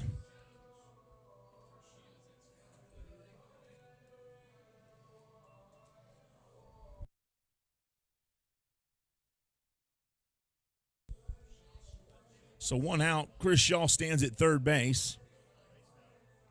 Sierra thrown out heading to first. And here's Gavin Johns, the shortstop.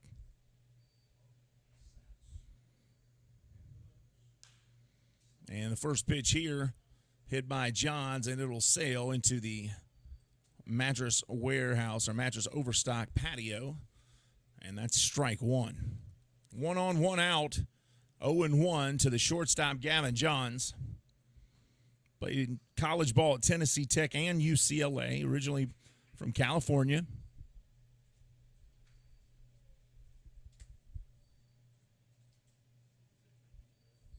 Here's the 0-1. This one popped up into the sky, headed towards foul territory, and it will not be playable. That one actually bounces over to the patio as well. No balls, 2 strikes, 1 out here. Caleb Bowman played Appalachian State baseball. The Mountaineers. Is that what they are, the Appalachian State Mountaineers? All right. What, West Virginia and Appalachian State couldn't come up with different mascots? Come on, guys. We got to do better than that.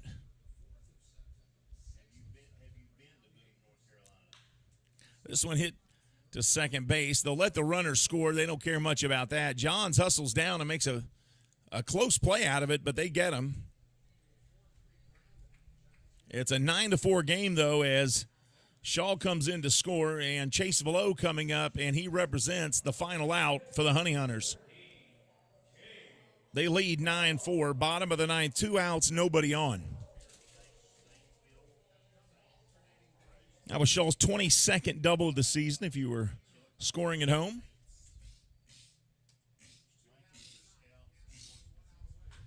And this one ripped foul, strike 1.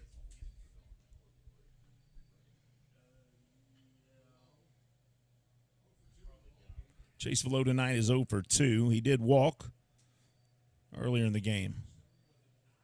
Yuri Perez on deck, 2 outs.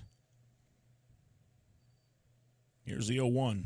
And that time a fast pitch and a fast movement to throw the timing off by Bowman, and it's 0-2. Genomes down to their last strike.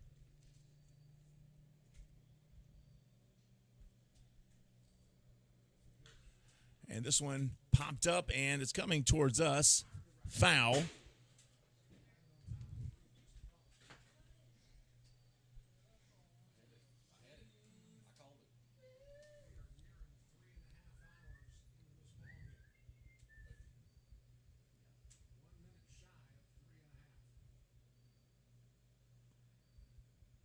Here's the 0-2.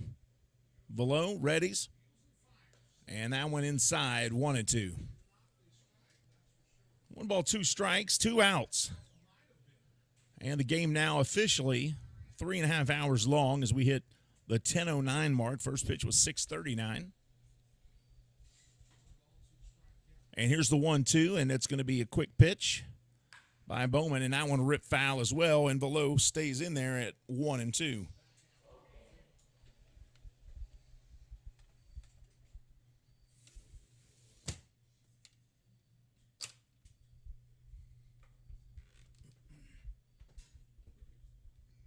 One ball, two strikes. Bowman pitching out of the stretch. Oh, now a full windup. And that one, check swing fouled off by Below as well. 2 balls, 2 strikes, 2 outs, bottom of the 9th.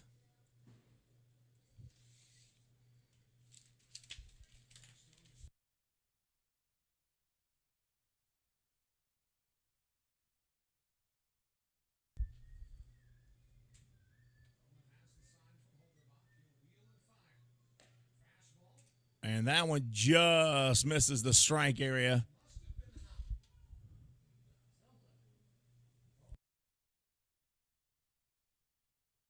Two balls, 2 strikes, 2 outs. That pitch just missed.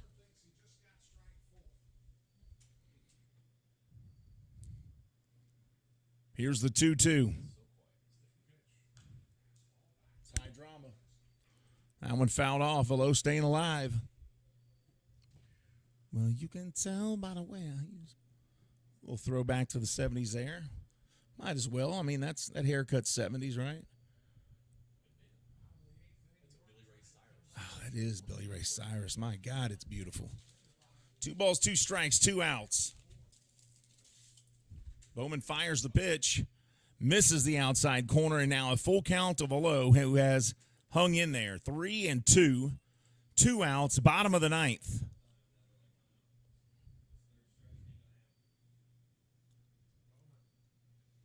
He winds and fires the payoff. Strike 3, and that ends the inning and the game, folks. Well, folks, the Honey Hunters came in here. They saw, they conquered, taking 3 straight games from the Kentucky Wild Health Genomes, a team that came into this series off of several wins themselves. They hit a brick wall when they took on the Honey Hunters. Final score 9-4. Gastonia tonight, 9 runs, 13 hits, no errors. Wild Health Genomes, 4 runs, 5 hits, no errors. Want to say thank you to everybody that brought you the game tonight, beginning with Will Painter, DJ Picasso down there. Will Painter was a public address announcer. DJ Picasso was our DJ for the music. Logan Weiler was on the video board. Judith Drake was the technical director tonight. Robbie Drakeford was the home plate camera operator. Hugh Davis was the official scorer. Keith Hardiman was the Major League Baseball stringer. I'm Steve Tressler. That is all for this time. We will be back tomorrow night. Same time, same place, different opponent. The High Point Rockers will come into town for a 3-game series with a 4.5-game lead in the wild card race.